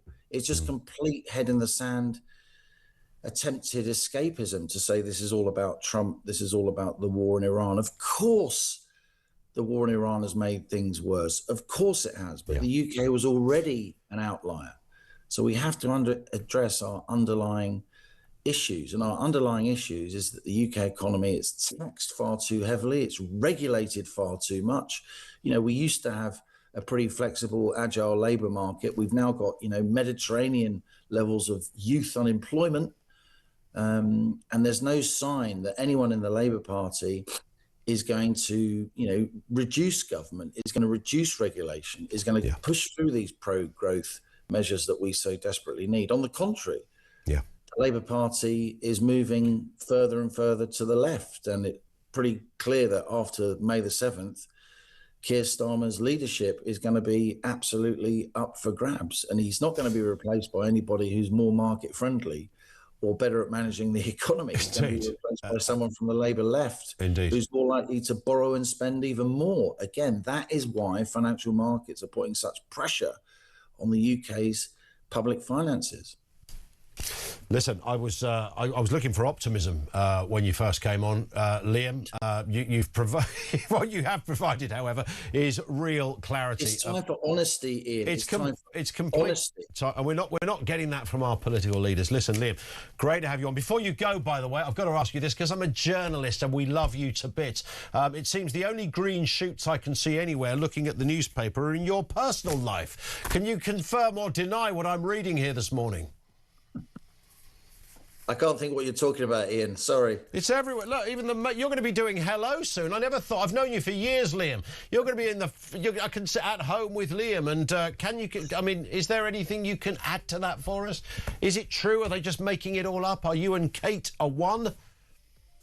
Well, I've known Kate for many years, as you'd expect. But in recent weeks and months, we've got to know each other a lot better. We've got lots of friends in common.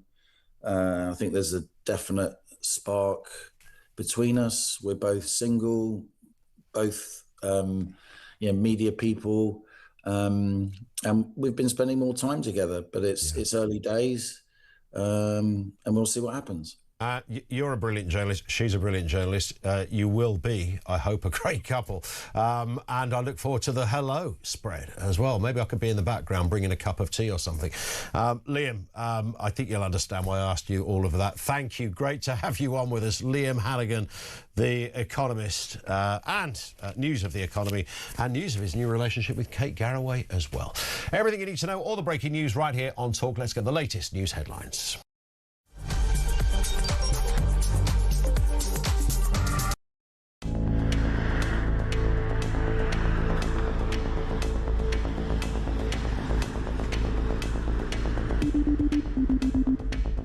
Fancy returning to the front line as Foreign Secretary? I am going to return. I am going to return. To the people from whence I came. Hello, I'm Peter Mandelson, and I'm proud to serve as His Majesty's British Ambassador to the United States of America. I feel a tremendous sense, a profound sense of sympathy for those people, those women who suffered as a result of his behaviour and his illegal criminal activities. And secondly, I regret very, very deeply indeed carrying on that association with him for far longer than I should have done. The Ambassador has repeatedly expressed his deep regret for his association with him. He's right to do so. I have confidence in him, and he's playing an important role in the UK-US relationship. Mandy's out 4 decades and 3 scandals, or 3 that we know about. Guess what? Number 10 knew all about it. They knew that he lived in Jeffrey Epstein's flat. Mandelson resigned from the Labour Party late last night over the allegations of $75,000 set of payments to him from Epstein while he was business secretary, $10,000 to his now husband, a photo of him in his pants. This isn't just bad form. There are strong arguments here for him to be facing investigation over misconduct in public office. I knew of his association with Epstein, but had I known then what I know now, I'd have never appointed him. Breaking news that Lord Mandelson, Peter Mandelson, has now been arrested. So Mandy and Andy have now both had their collars felt. This is the establishment, the British establishment on trial. Came to us around about 5 o'clock when we learned that we saw footage of Peter Mandelson being led out of his London home in very exclusive Regent's Park by 3 coppers. Now we have all these allegations, we have all the documentation related to those allegations, which Downing Street is being forced to put out. The first tranche of it will be early next month.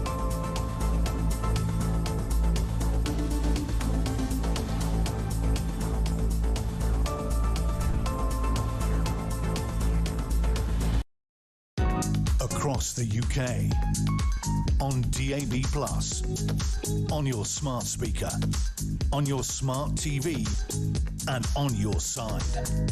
This is Talk.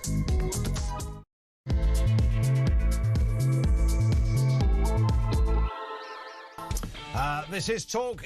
Everything's good here this morning. The bacon butty has just arrived. The coffee is here.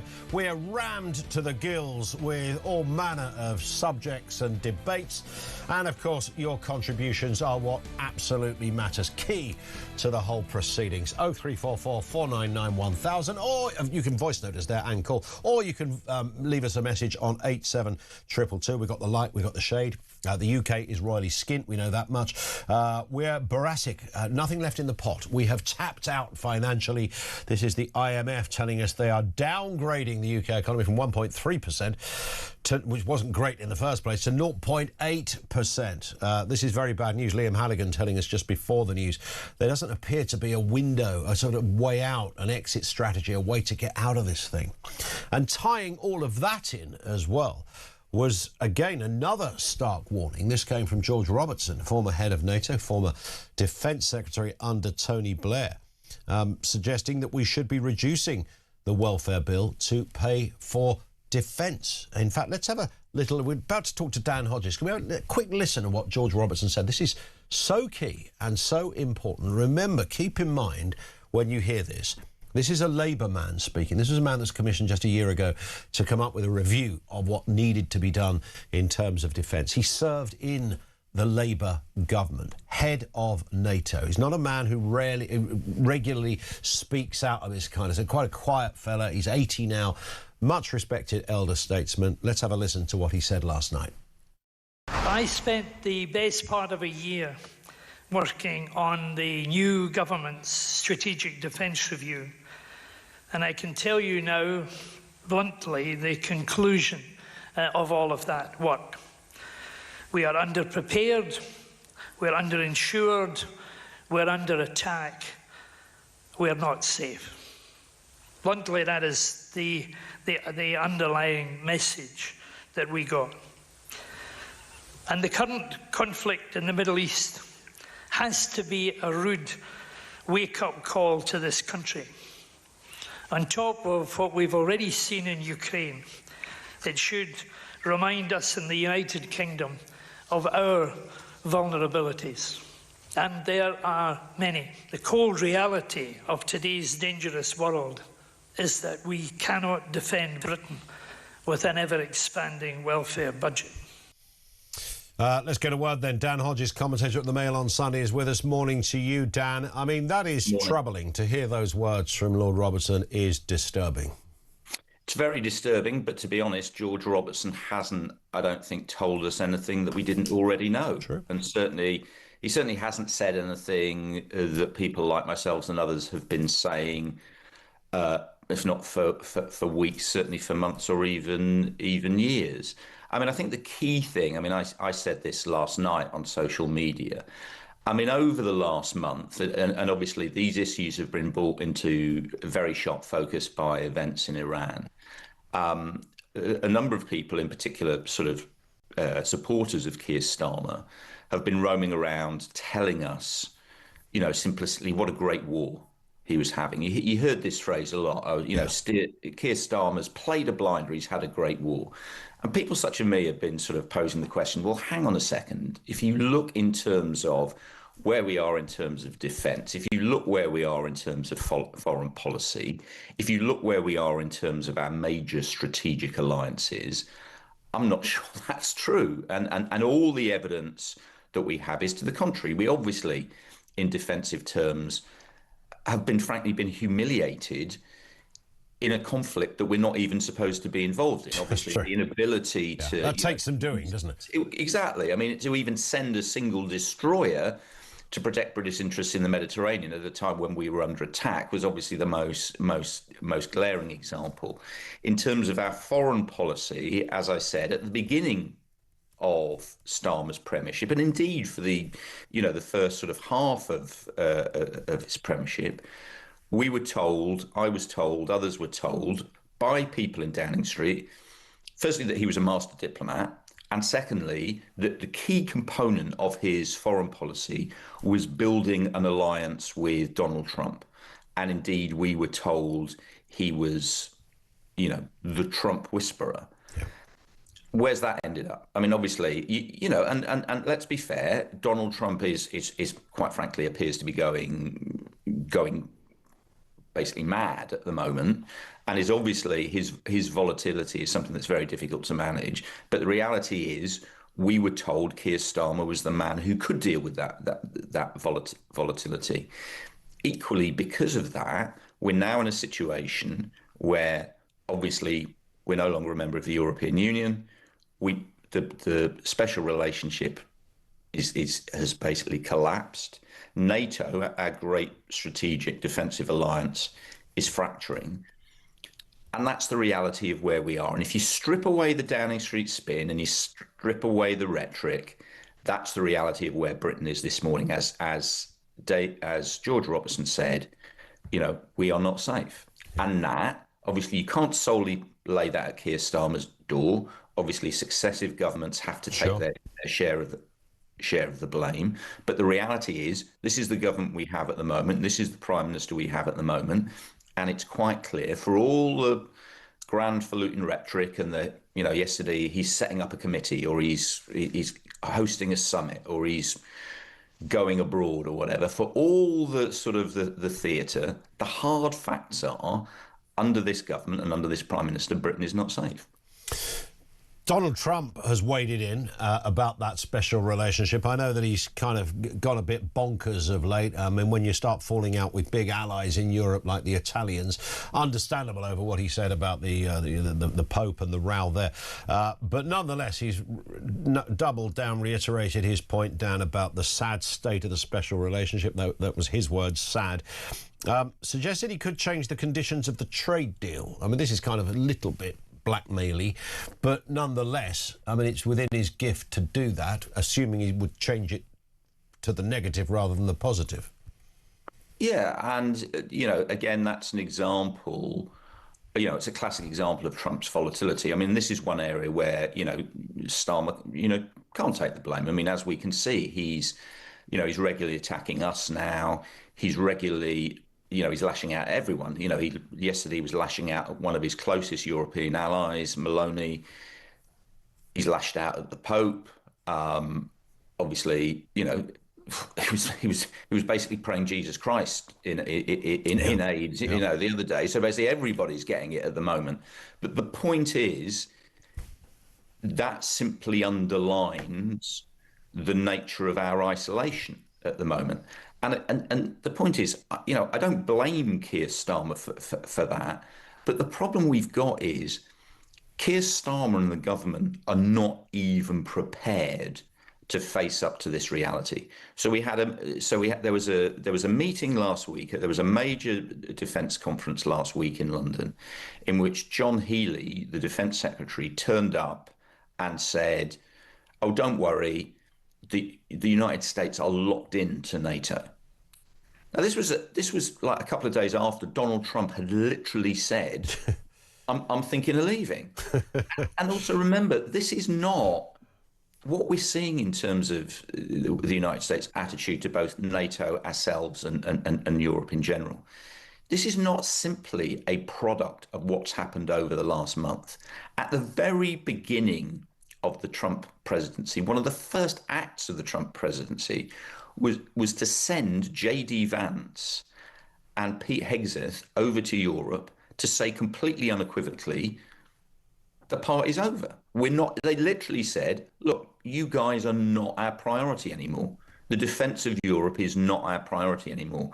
We are not going to pay for your defence. You're going to have to defend yourselves. Now, at the time, we had all this, oh, don't listen to what Donald Trump says literally, just listen to what he said.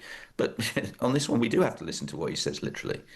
Because the problem is, if we're not listening to what he says literally, the person who is listening to what he's saying literally is Vladimir Putin. Yeah. And we've seen it. Again, we had with great fanfare from Keir Starmer and the government, oh, we're going to start standing up to Putin. We're going to start interdicting his shadow fleet. We're going to start boarding his vessels. What was Putin's response? His response was to get two of those shadow vessels, sail them merrily up the English Channel with a Russian frigate escorting them to see what our response would be. Yeah. And our response was what Keir Starmer's response invariably is in any foreign policy scenario, was to do diddly squat.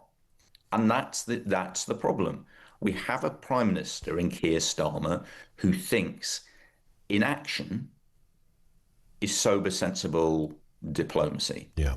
And it isn't. In a dangerous world, we have to be able to act, respond, and stand up to ourselves. Not because anybody wants a war with anyone or anything like that, but that's the reality. We are daily being tested by our enemies.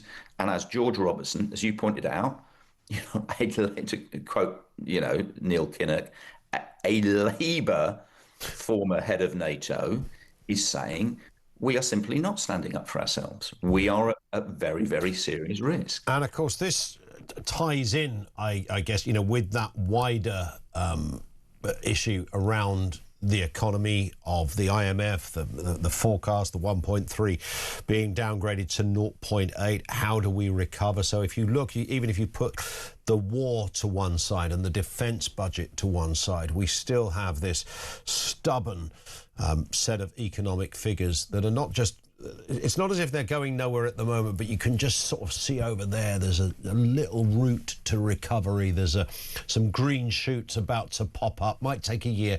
There is really nothing on the horizon, Dan. I'm not making a partisan point. It's not a cheap jibe at Labour. I genuinely, looking at their approach to business, entrepreneurialism, and everything that requires growth, it seems to be almost, it is laughable. But there doesn't seem to be an exit strategy here. I can't see a way out to get this growth that Keir Starmer has made so much play about.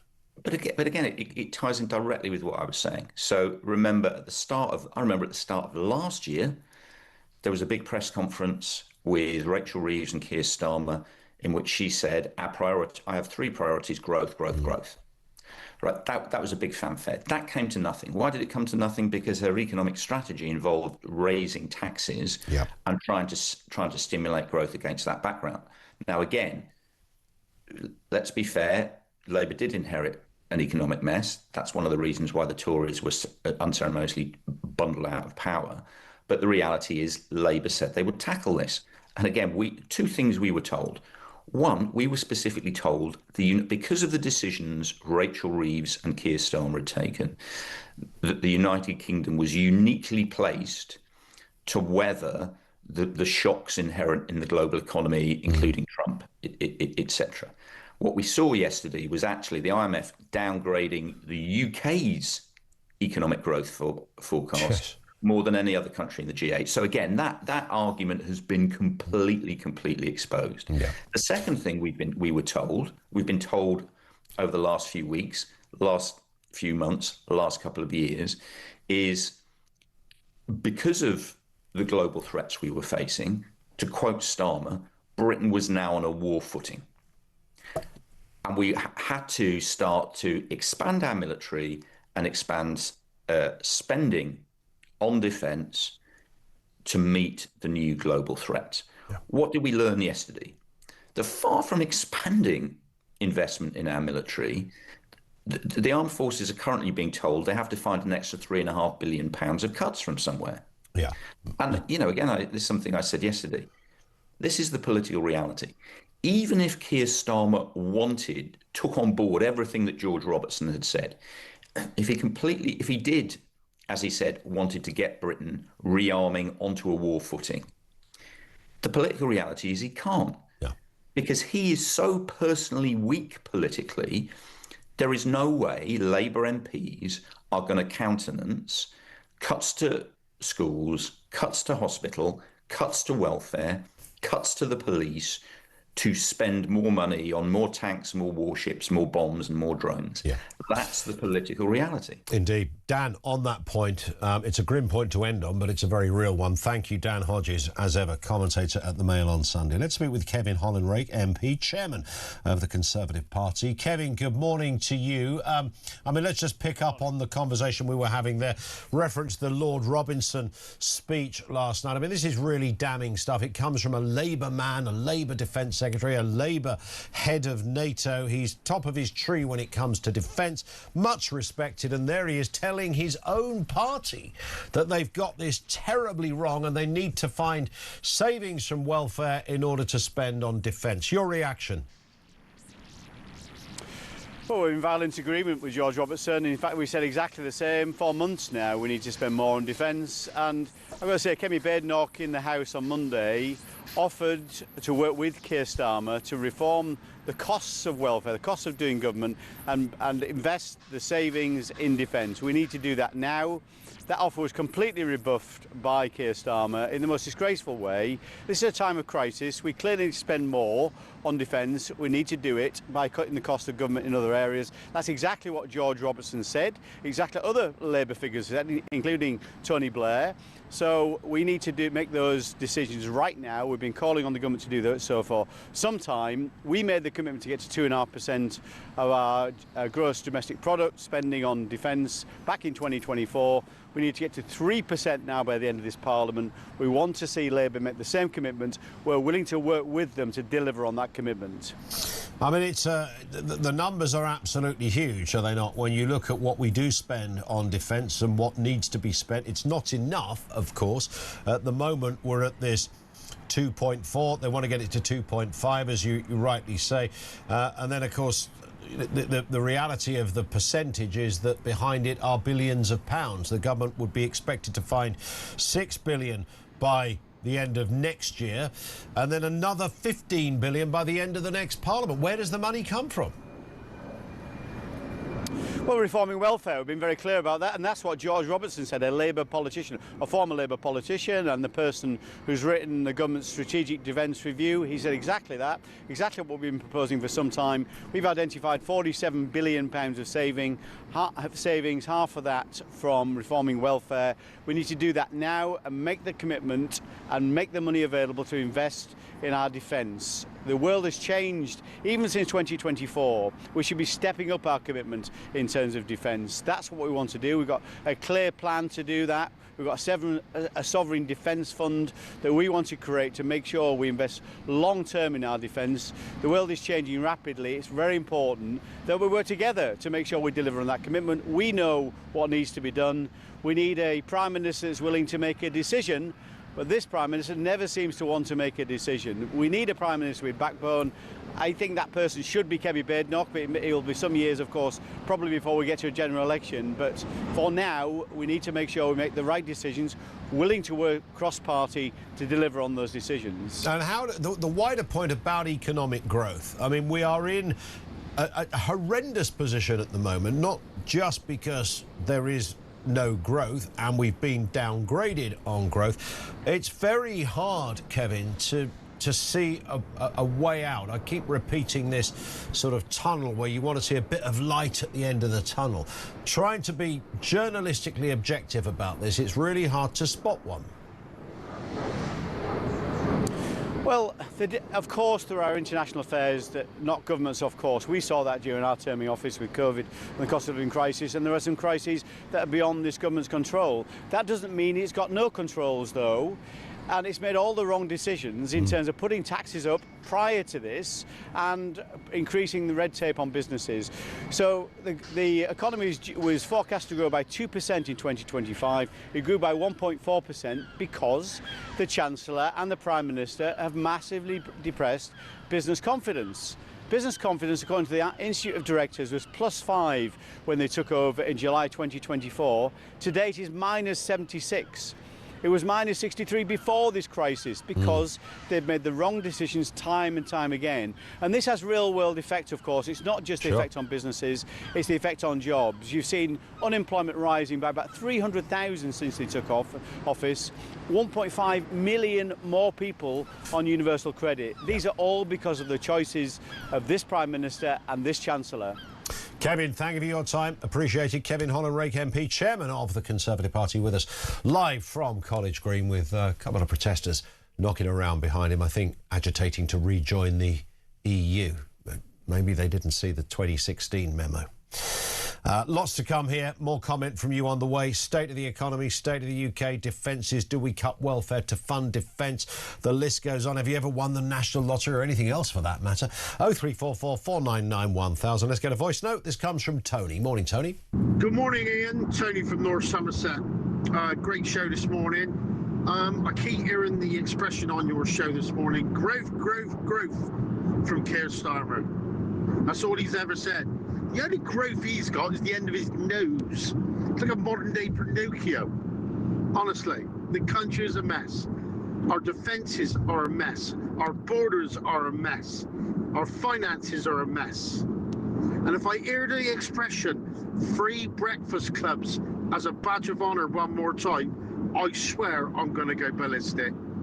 Keep up the good work.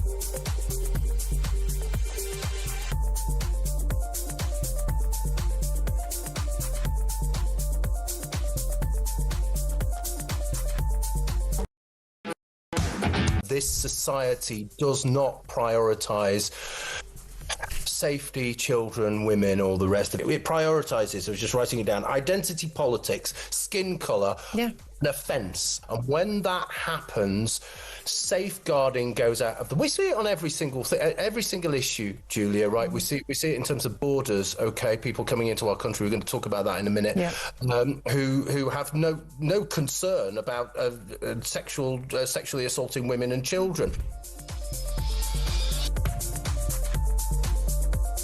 Across the UK, on DAB+, on your smart speaker, on your smart TV, and on your side.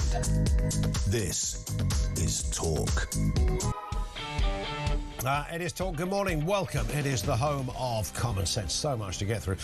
TY says, why the bleep are you broadcasting with those holes peddling their stupid boards behind your guest being interviewed? Find a better place or place a whiteboard behind those being interviewed. Pathetic.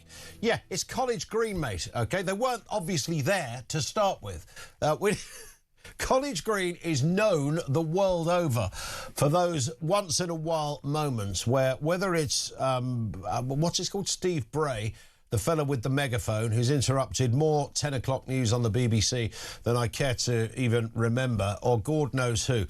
It kind of goes a little bit with the territory. You're then faced with the decision, do you stop the interview? But remember, most people listen to us. We've got people watching us as well.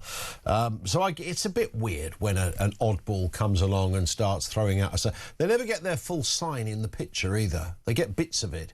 You have to sort of work out what they're trying to say. That will go on for the rest of time, Ty. I hope that helps. Let's get a voice note on Donald Trump. This comes from Phil. Morning, Phil. Look, let's be honest here. Is it any wonder that Trump's lashing out? He's trying to push people to do something. He's trying to wind people up and get them rolled so they actually do something. This European lot, including Starmer, are so wet. They're like wet, damp tea cloths. They're useless. Well, you'll get no argument from me on that point. David is in Exeter. On Lord Robertson's speech last night, David, what have you got for us? Morning. Good morning, Ian. Well, Robertson's absolutely 100% correct. We're under attack and underprepared. The thing now really is, he couldn't have been more accurate and sort of, truthful. He's telling everybody the truth. But the problem we've now got is this ongoing problem of Starmer not acting decisively. And because he's not acting decisively under these circumstances, that he's inviting more and more and greater attacks. And that's the point, is that this is going to, our economic and our security situation is going to get much, much worse. But this investment that we need to make quickly and the production timescales of assets and capabilities that we need to get in place in a timely fashion is the critical bit. It's not the percentages of GDP, because that's a sort of political sort of distraction to an extent, because nobody knows really what this is going to cost in order to counter what's going on. Because they're not even getting to the point of adopting to their own defence review that Robertson oversaw with Generals Richard Barrons and Fiona Hill. So, we've got a whammy on a whammy on a whammy. But, a lot of the lords that I liaise with are saying to me that they're so frightened of the situation at the moment, they're literally waiting for a Russian missile to come through the window of the House of Lords, that it would need that level of... Is there that... Do you think there's... are they saying that as a kind of a sort of throwaway remark rather than they literally believe? They are. Yeah, well, that's at the end of the battle order. It's not, we're nowhere near that. No, of course. Because obviously all the things that are being thrown at us currently, it's everything other than that. Of course. But the point is this acting decisively. But we've now got this, an even more of a red indicator, because he's, apparently there's a slip coming. Dan Hodges was just talking about it when the chiefs have been had in. So we want more savings. Yeah. This is utterly insane under the circumstances. Sure. This is beyond inept. In terms of, he's a lawyer, we all get that. and he doesn't have, defence and security background, to the fore. It's the legality thing that comes to the fore. But this is now beyond ineptitude in this area. This is now getting towards negligence. Yeah. Well, I think it was the word that as well that when George Robertson used the word "we're not safe." Yes. I don't think he's not the kind of bloke that he's not a scaremonger. He's not there to put that out there to cause mischief. He was genuinely intellectually imparting his concern. Yes, he's telling the general public the truth of the matter. This is something Bernard Jenkins did at Liaison Committee a couple of weeks ago. I think I came on with you and we were discussing it on air a few weeks ago when he did it, is that the public need the truth now, and that the Prime Minister is being complacent in his reaction. Sure. And he seems to be happy to rest at peace while we're actually under attack. Where do we get the money from, though, David? I mean, we keep talking all these different areas, education, health, whatever it happens to be. What is the best way that this government could turn this around and go, right, we can recalibrate the budget for defence, not up to 2.7%, but we're going to go 3.5%, something even wilder. We're going to start, putting entrepreneurialism on the forefront of all of our thoughts. What do they have to do first and foremost to actually change this? Because you can rob the welfare system, but how long? What's the likelihood that when I say rob, I mean remove. What's the likelihood this government would even go there? As it stands, it's got to be an all-party. The Liberals and the Tories are coming the right way with this now. They're saying this has got to be all parties have got to get together and work quickly. This is a time-bound problem. It's now beyond the money problem. This is a time problem. We're out of time. That's what Robertson was saying. But the thing is, it's not where. He just has to. He's going to have to divert money from other portfolios, because at the end of the day here with this, when all's said and done, if he doesn't, all of those things like the NHS or education or whatever will all come crashing down when this will continue to escalate. Yeah, it's going to continue to escalate. Yeah, it's a grim analysis, but it's a very real one. David, always good to talk. Thank you very much indeed, David in Exeter. 25 to 9. More from you on the way. 0344 499 1000. Whether it's Trump, whether it's our economy, whether it's our defences, whether it's about winning the lottery, anything you like, voice note us there as well, or message 87222. This is Talk.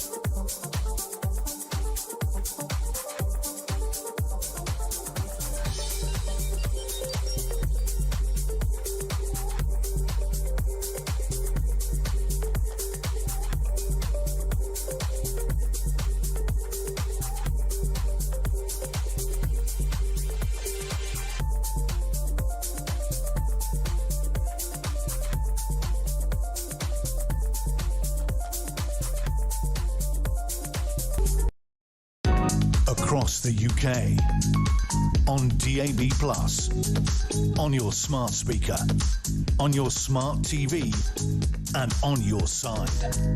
This is Talk. Good morning.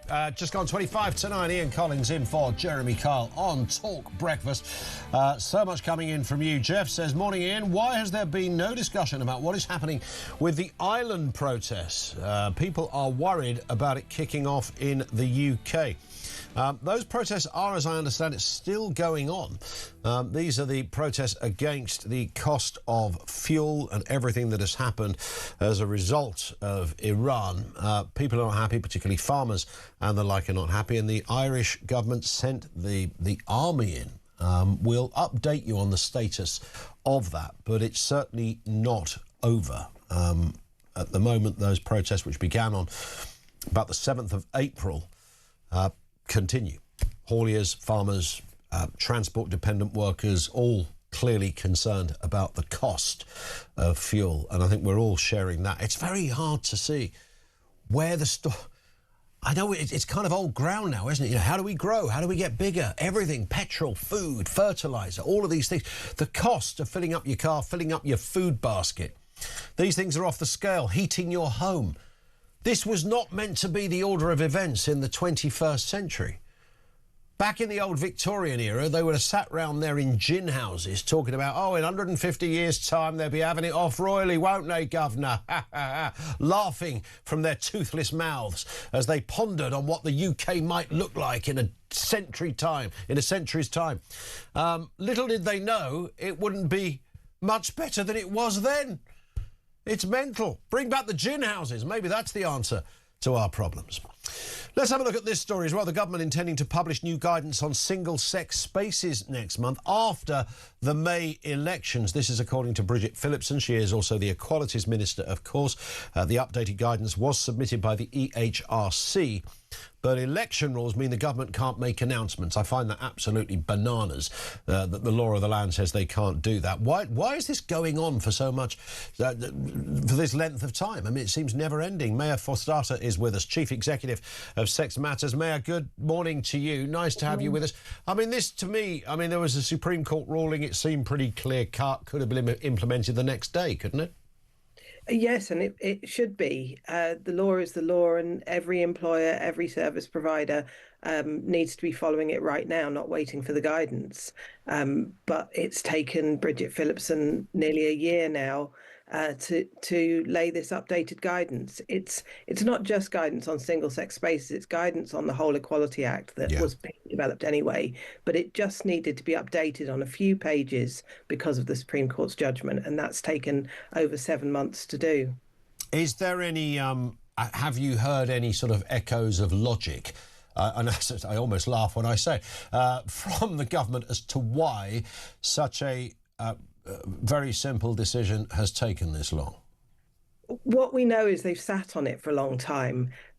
They received the draft guidance from the HRC back in September last year, and they didn't get back to them, we think, until March or April this year, with what they're saying is some narrow comments, which the EHRC then turned around in a couple of weeks, and apparently now it's waiting to be laid before Parliament as soon as the elections are over. So that there's no rhyme or reason to why they sat on it for 6 months. I mean, it does seem rather extraordinary. Of course, I suppose I'm tempted to say, Mayor, at the centre of all of this is the fact that this decision very much goes against the DNA of this government. Someone like Bridget Phillipson, I would imagine he's almost being dragged to sign any piece of paper in this department. It's not something she feels strongly about. It's not something I would imagine she even agrees with. She's got to do it because that's what the court said. But it's not really in her heart, is it?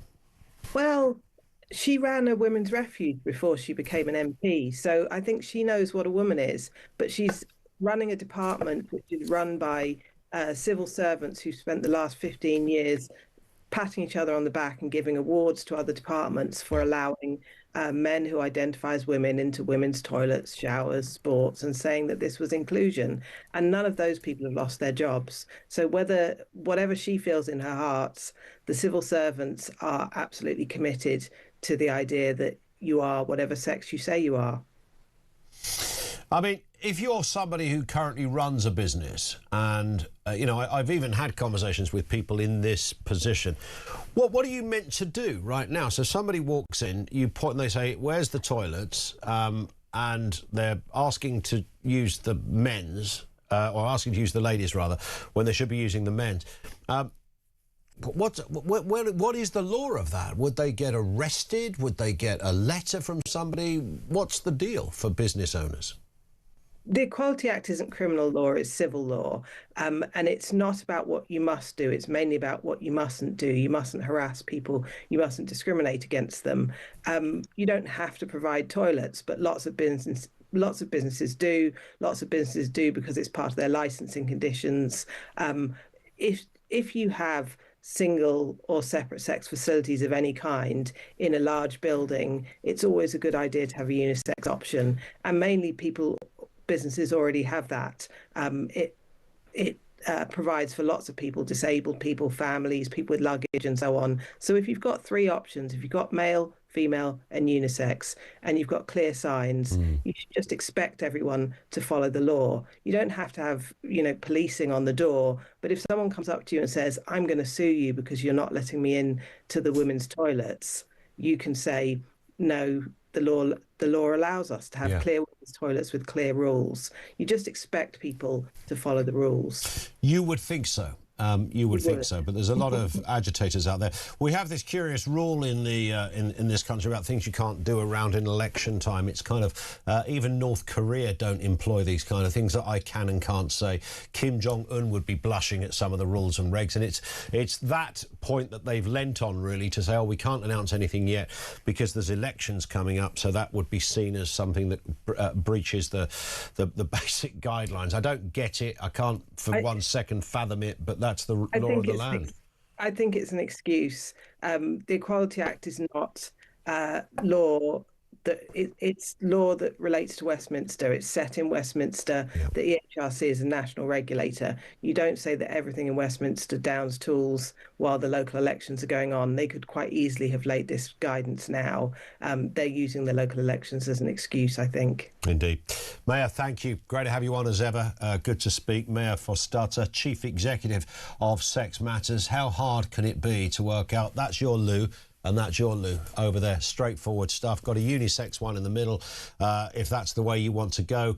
All very simple stuff. But guess what? The government are slow at doing so. I mean, who would have thought it? They've been so good, this lot, for the last almost 2 years. We're heading in that direction. People keep talking about May the 7th, and we are, as I just alluded to, slightly limited on what we can say around election time. You don't really get these kind of rules and regs in other countries, but it keeps the boys and girls at Ofcom in a job, that's for sure. But it is fair to say that May the 7th, I can say this much, is likely to be not so much a wipeout, but it's going to be an obliteration for Keir Starmer. And we've seen those projections in Wales, where Plaid Cymru are, according to one poll, looking to be favourites, and Reform and Labour behind them. But of course, that could change. Do check websites to find out who all the candidates are at any of these elections. There you go. That's for those of you who've got Ofcom on speed dial. Yeah, you do exist. 0344 499 1000. On the issue of welfare, let's get a voice note. Morning, Helen. Good morning, Ian. Lovely to hear your voice this morning. This is Helen from Lincolnshire. The country is just in a deep hole, and it's one that it's dug itself into over successive governments. We have just encouraged people to not look after themselves, to not be responsible for themselves, and instead let the state do it for them. Whether it be PIP payments, housing benefits, subsidising, entry to museums and other public attractions. The list of what we as the taxpayer will fund and support for people is endless. Of course, we need a safety net for those most vulnerable and genuinely in need, but this cannot be a career choice. And I've been an employer now for 21 years.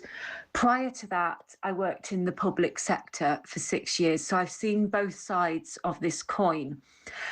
And what I can tell you is, over the last few years, since COVID in particular, work seems to be the problem. work and being in the workplace is being demonised.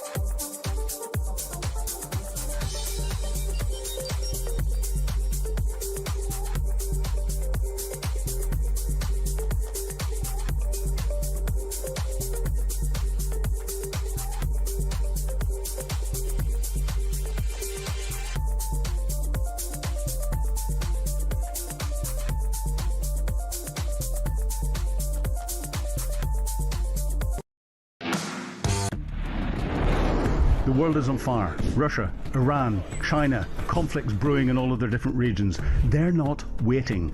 But here in Britain, our armed forces are underfunded, they're undermanned, and they're underprepared. And nobody in government wants to talk about it. Well, we do.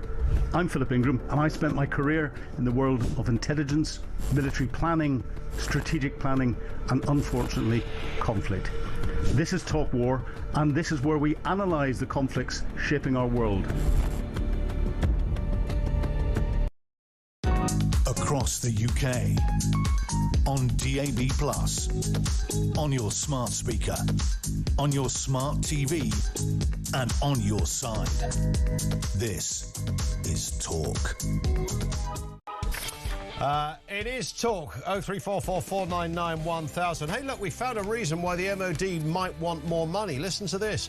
Ministry of Defence, this is unbelievable. Ministry of Defence staff racked up a £6.3 million taxpayer-funded procurement bill in March alone, with spending including £133,000 on restaurants and bars and stays at the Ritz-Carlton and the Four Seasons.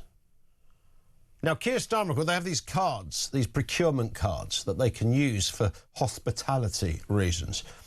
The transparency data quietly published this week reveals 5,975 transactions on the MOD electronic purchasing cards supposedly reserved for low-risk, low-complexity purchases under 12,000. Yet dozens of transactions smashed through that limit, including a single £49,859 payment to consultants, oh God, and a massive £37,705 hotel bill. Remember, this is the bill for March, not for the last year, not since Starmer came to power, not for the turn of the century, for March.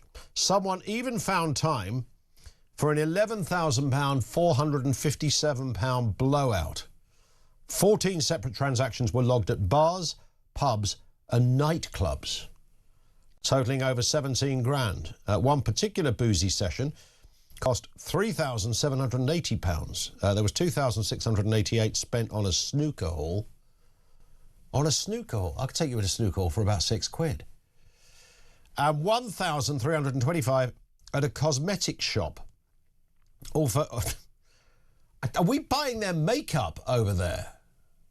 Mind you, there's a lot of indeterminate gender people at the MOD, so maybe they're helping them through a process. And over £1,000 at a florist. The hotel bill for the month came to a cool 1.4 million across 712 transactions. So they used the Carlton. There's nobody's going in the Holiday Inn here. The Carlton, the Ritz-Carlton, the Four Seasons, Hyatt, assorted Hiltons, and we don't have a navy or an army or enough money in the Ministry of Defence.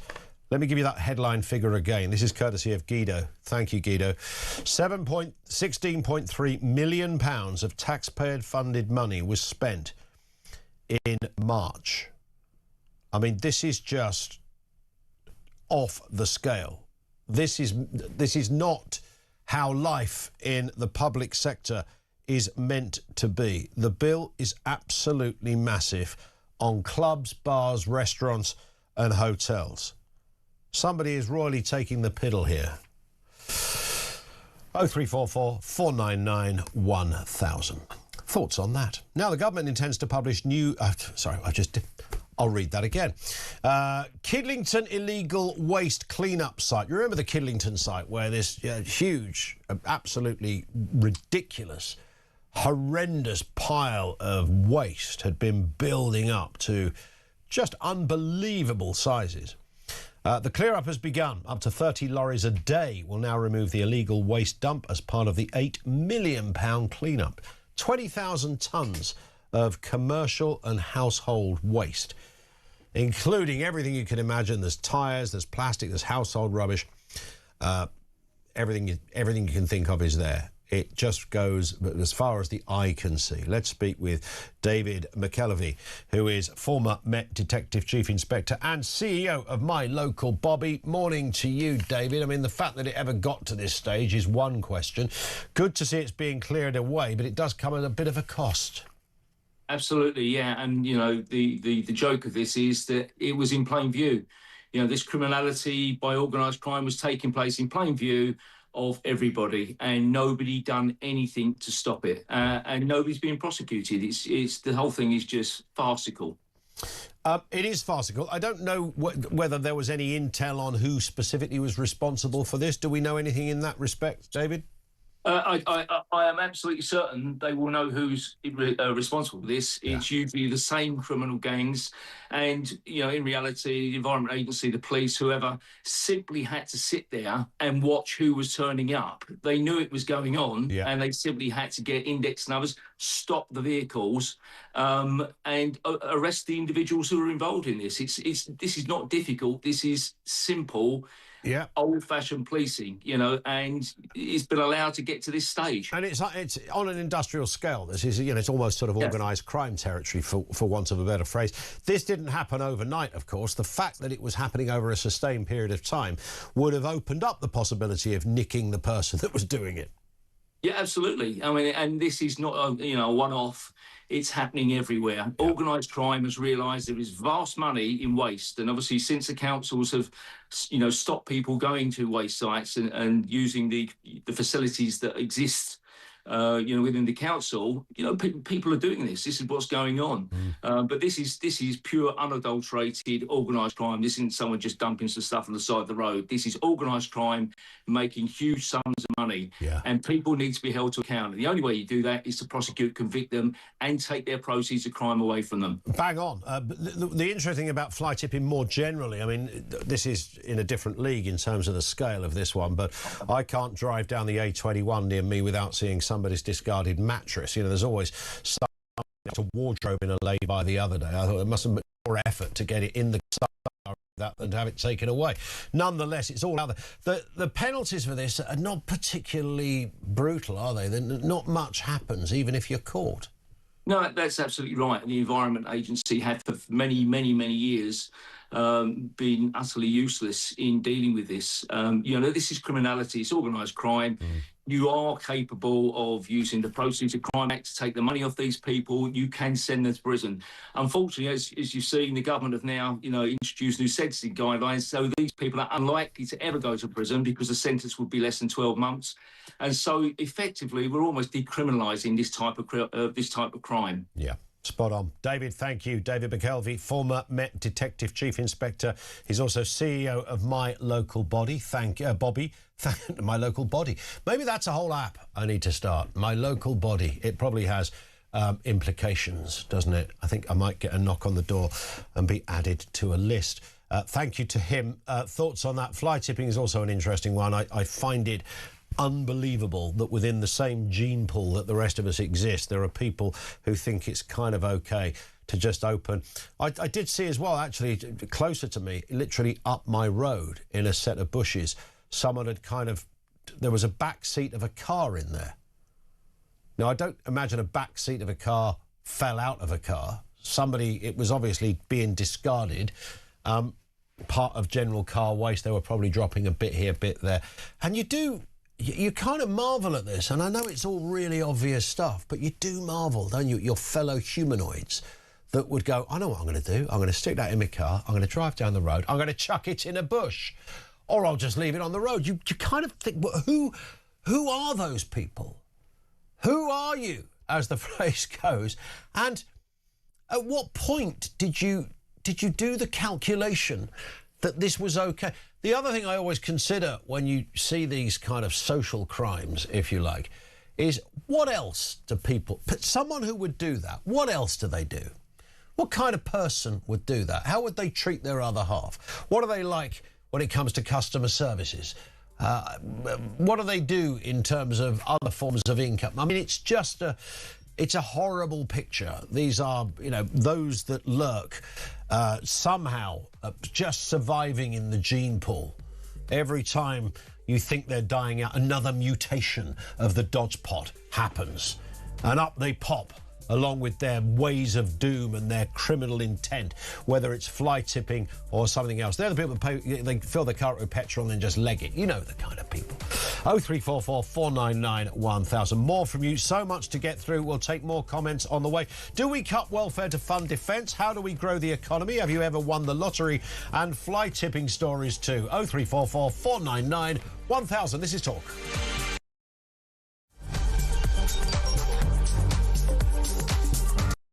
The journey of me following the migrants went from sort of 10 in the morning all around the clock to late at night, to the point where, on buses, on trains, through streets, at every key point, French military police and the French police, they were there. They were on the bus, taking down notes, taking pictures, but not doing anything to deter the migrants or stop them, just being there.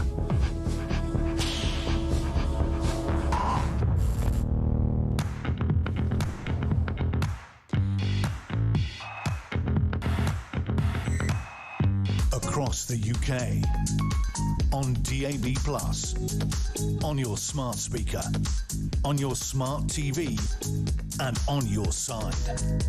This is Talk.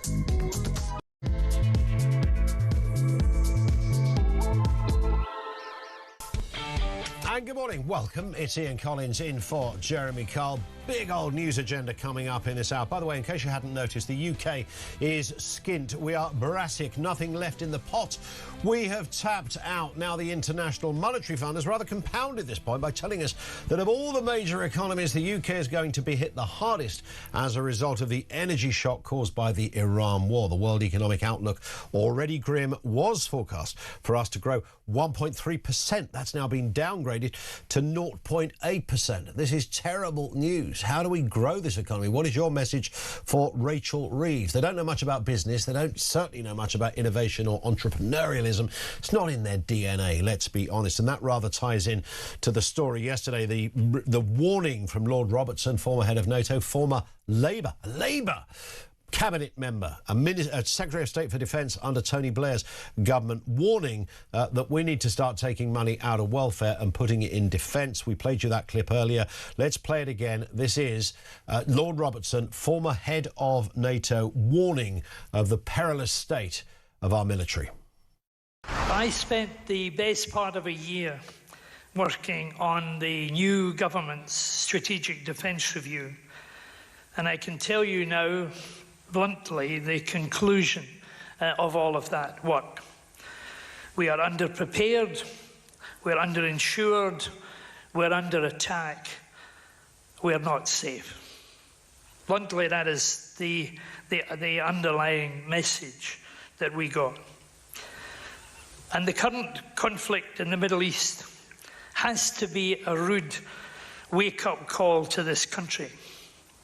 On top of what we've already seen in Ukraine, it should remind us in the United Kingdom of our vulnerabilities. And there are many. The cold reality of today's dangerous world is that we cannot defend Britain with an ever-expanding welfare budget. That's more than a disturbing note from Lord Robertson. Let's speak with Sir Jacob Rees-Mogg, former Conservative government minister, of course. Jacob Rees-Mogg, good morning to you, sir. Good morning. Nice to have you with us. I mean, just to point on what Lord Robertson said, I mean, this, this is a man that he might have started out back in the day as a daft old socialist, but he's become a voice to listen to in recent years. This is a Labour man attacking his own party. This is a man that served as Secretary of State to Defence, the top job in NATO, a man who literally wrote the report for this government just a year ago. That warning is more than a little disturbing. Oh, it matters enormously because Lord Robertson is a tribal Scottish Labour figure. He doesn't attack his own party. And I think you have to ask the question of whether he's been put up to do this, whether John Healey or possibly even Keir Starmer himself has asked Lord Robertson or implied to Lord Robertson that it wouldn't be unhelpful for this type of statement to be made. I think it's telling you something about the inner workings of the government as well as Lord Robertson's own personal view.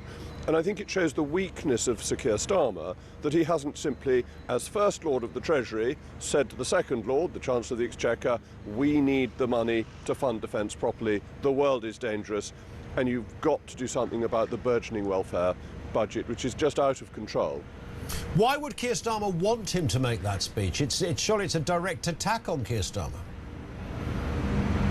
Because Number 10 seems to want increased defence spending and is being blocked by the Treasury. This seems, as so often, to be the dead hand of the Treasury stopping sensible policy decisions being made. Well, I mean, on that point, it does seem that Rachel Reeves believes she has a sort of get-out-of-jail-free card now with what is happening in Iran. She made the point yesterday over there in Washington, suggesting, look, it's not our war, but it does affect us. This is going to be used for the rest of time, certainly for the rest of time that she's in the Treasury, I would imagine. Yes, but nobody's actually going to believe her because she's whacked industry with higher costs, with national insurance charges, with increases in the minimum wage. This has led to higher unemployment. It's also led to higher inflation. This has led to higher borrowing costs. All of that is her fault. It's the creation of her economic policy. And then our dear old friend Ed Miliband is making our energy situation worse and worse by obdurately refusing more drilling in the North Sea, expansion in the North Sea, which Norway is doing in spades, and selling us the gas that we could be getting out very similar gas to, refusing to do fracking, which could provide us with trillions of cubic feet of gas, and having this mad obsession with net zero. So it's a made-in-government, made-in-Downing Street downturn. Your response also from the IMF, Jacob. I mean, this is pretty grim reading. The forecast was already pretty grim to begin with, 1.3%. That's now been downgraded to 0.8%, behind every other major economy on planet Earth. Yeah, I have to be careful about this because I think the IMF is a completely stupid body, almost as idiotic as the Office of Budget Responsibility. It's a fair point. And I have to be careful, therefore, I have to be careful not to cherry-pick its reports when they're saying something that I think is right. On this occasion, I think they are right, but I wouldn't take the IMF too seriously. It's a forecaster that is usually wrong. And what matters is fundamental economic reform in this country so that we can grow and we can boost productivity. And this means controlling immigration, which is part of the productivity problem, supply-side reforms, reform of energy policy is the biggest supply-side reform, but also repealing all the crazy employment laws that Labour's brought in. That means that people in their right mind wouldn't set up a new business in England anymore. Yeah. That's what needs to be done, not particularly worrying about here today, gone tomorrow IMF reports. Indeed. It's interesting you mentioned immigration there as well. I noticed today that there's a little bit of fanfare coming out of the Home Office as they're talking about how they've closed down migrant hotels are being closed down, which sort of rather leaves you with the idea of, wow, maybe they've actually played a blinder here, to coin a phrase. They've only gone and done it, they've sorted it out. But of course, they haven't. They've just moved people from one location to another location, which is arguably even worse than the first location. You're absolutely right. It's basically a con that it's not the point of the hotels per se, it's the fact that we're housing all these people at very large cost. What we need to do is to remove them.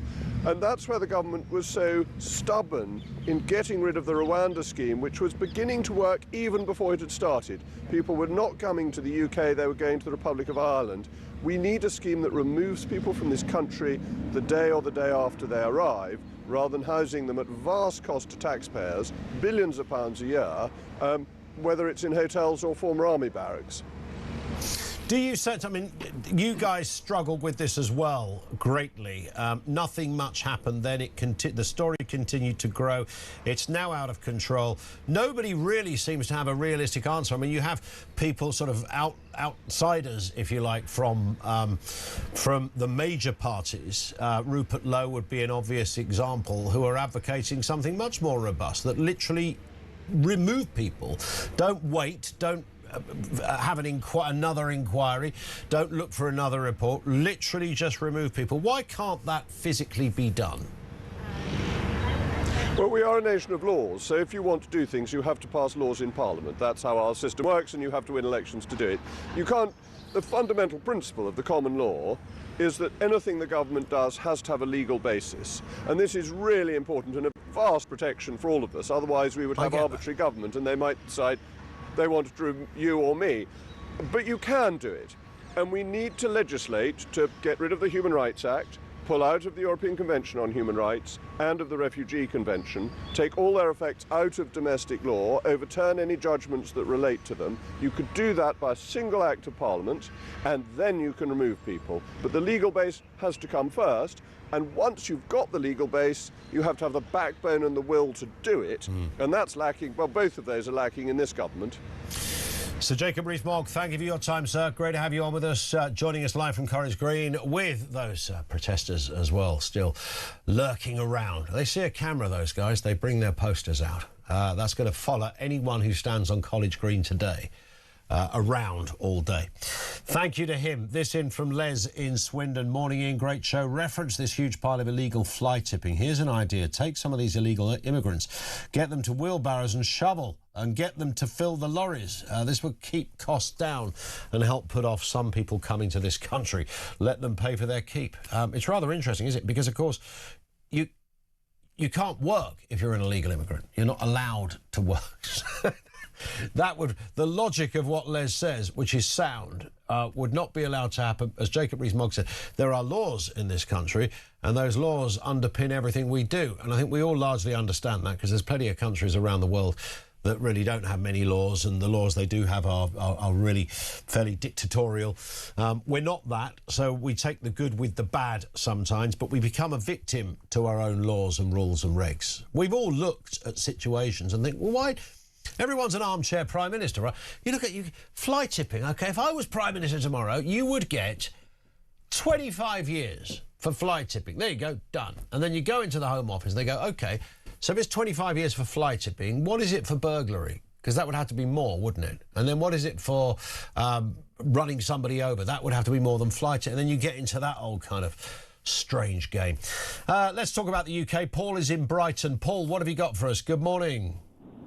Yeah, good morning, Ian. I think it's a bit rich of Jacob Rees-Mogg to start waxing lyrical about, laws that can be introduced to stop the immigration, when his government did, frankly, naff all in all their time. In fact, there was the massive 1 million in 1 year, legal and illegal immigration. I mean, frankly, Ian, we've just got to stop all forms of immigration. The country is full up. We've got our own youngsters who cannot get jobs. Sure. We've got people languishing on benefits who could work quite easily. This government haven't got a clue.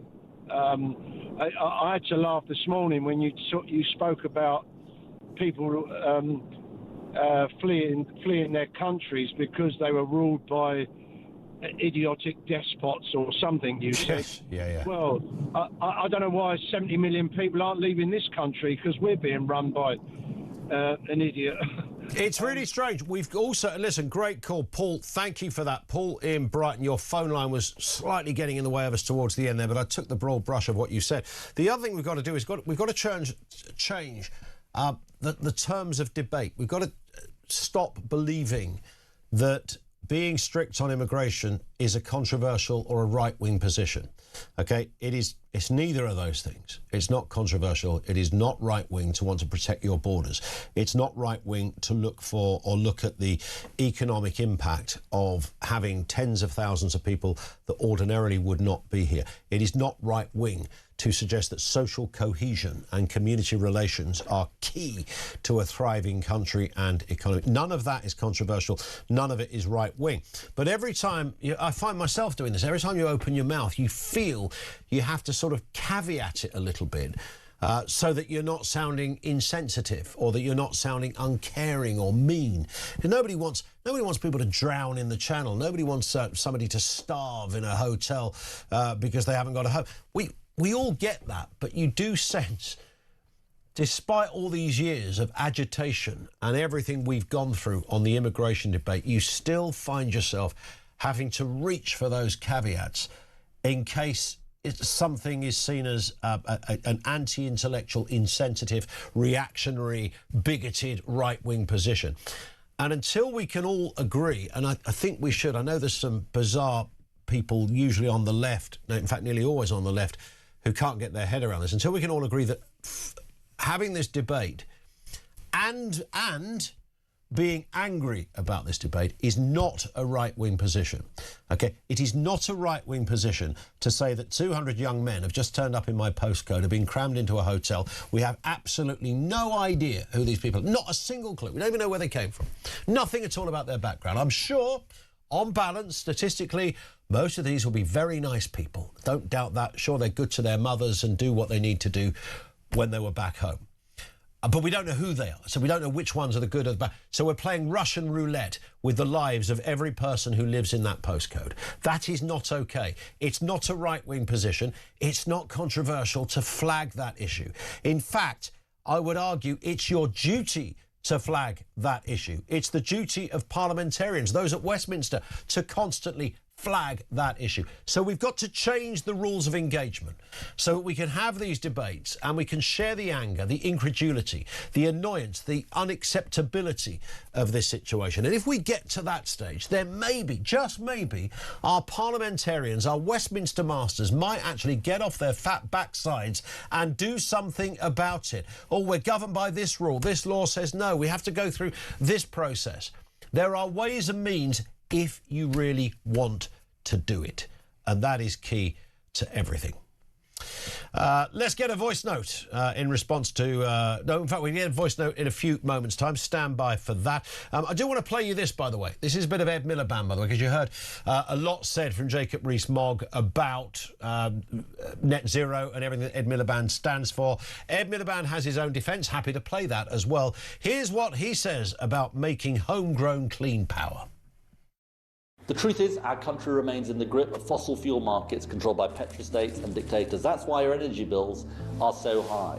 There is an answer: clean, homegrown power that we control. But to bring it to people's homes, we need to build the transmission infrastructure to make that happen. Now, we believe that if you live close to that new grid infrastructure, you should see direct benefit in your energy bills. And with the plans we're announcing today, you'll get up to £250 a year off your bills. I know this won't satisfy everyone, but it is a recognition that if you host clean energy infrastructure, you should benefit from it. That's what Ed says. In Ed's world, everything is tickety-boo. Your thoughts? 0344 499 1000. Coming up on 20 past 9. This is Talk.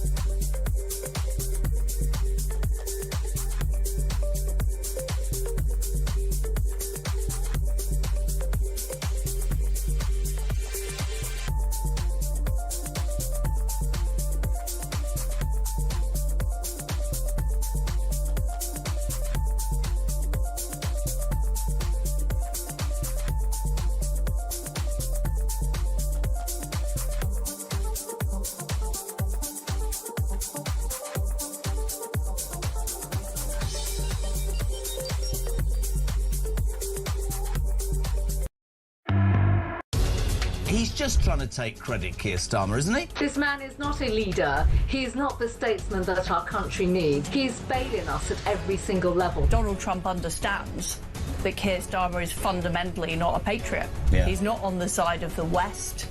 He's been appeasing the Iranians in order to shore up his vote in this country. In front of me is Waitrose, and I'm about to head in there. I literally openly put the stuff in my bag. I nervously walked to the front door, and away we go. Across the UK, on DAB+, on your smart speaker, on your smart TV, and on your side. This is Talk. It is Talk, 21 minutes after 9 o'clock. Lots to get through here. Will somebody explain why the UK is going to be hit worse, says Bernie. This is reference the IMF's downgrading of our forecast. I do tend to agree with Jacob Rees-Mogg, who we spoke to a moment ago, that the IMF, much like the Office of Budget Responsibility, are not always the bastions of accuracy when it comes to these kind of things, but it's mostly down to our position on energy. We have a specific problem with energy in this problem, and that's going to curtail our chances of growth. And this one in from Phil, who says, talking about fly tipping, where I live in Fleetwood, on the way to our local recycling centre, there's notices warning no fly tipping. You're being watched, and what to do if you see fly tipping. Fridges, mattresses, bags of rubbish, shocking people just lazy. If I was in charge, crush the vehicle, a big fine, and maybe 6 months in prison, says Phil. Yes, I mean, you need to get harsh. Nothing really much happens. You get caught fly tipping. We've got Samara Gill with us. Samara, of course, is Talk's breakfast reporter, who actually doesn't come from She comes from Australia, and just made me thinking about fly tipping in Oz, whether that's a thing. Well, yeah, if you've been to Queensland, that's why. That's what's there. But that's another story. How dare you? How dare you, indeed. No, we're pretty strict on it. We're pretty strict on it because you don't want it to become a massive issue within the country. And you know, you have tourists that come through, and if they see piles of rubbish, then it's going to be a real issue. And I'm going to India, which is where that's my other half. Yeah. My dad is Indian, and they got a bit of an issue there. They got an issue there. Yeah, it's interesting. When the first time I went to Australia, I remember we went out to a place called Bendigo. I don't know if you're familiar with Bendigo, outside Melbourne. I am, yeah. And we've talked about this before, haven't we? And I remember thinking, I wonder if I'll see a kangaroo. And after about 5 minutes of my 58th kangaroo, I did think, wow. And of course, sadly, you see a lot of dead kangaroos as well, don't you, on the outback roads. Massively. It's pretty sad, but they're big old beasts. And once one of those things jumps in front. So the fly tipping, people fly tipping roos in Australia. Oh, yeah. One of them punched my dad in the face once. It was, really? Yeah, I'm not joking. We have one on our property. I want to know more about this. Yeah, he got assaulted, but that's just the Australian experience. Your dad's Indian, isn't he? He is, yeah. Was it a racist kangaroo? Is that what you're saying? Potentially. In that case, deported the kangaroo or whoever.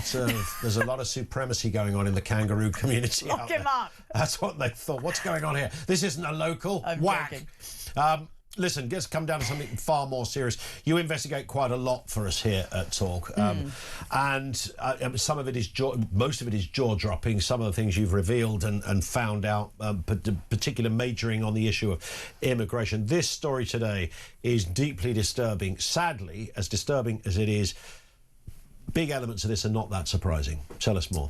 So this is a story about a woman called Olivia. I want to say actually a teen because she's a teenager, 19 when this happened.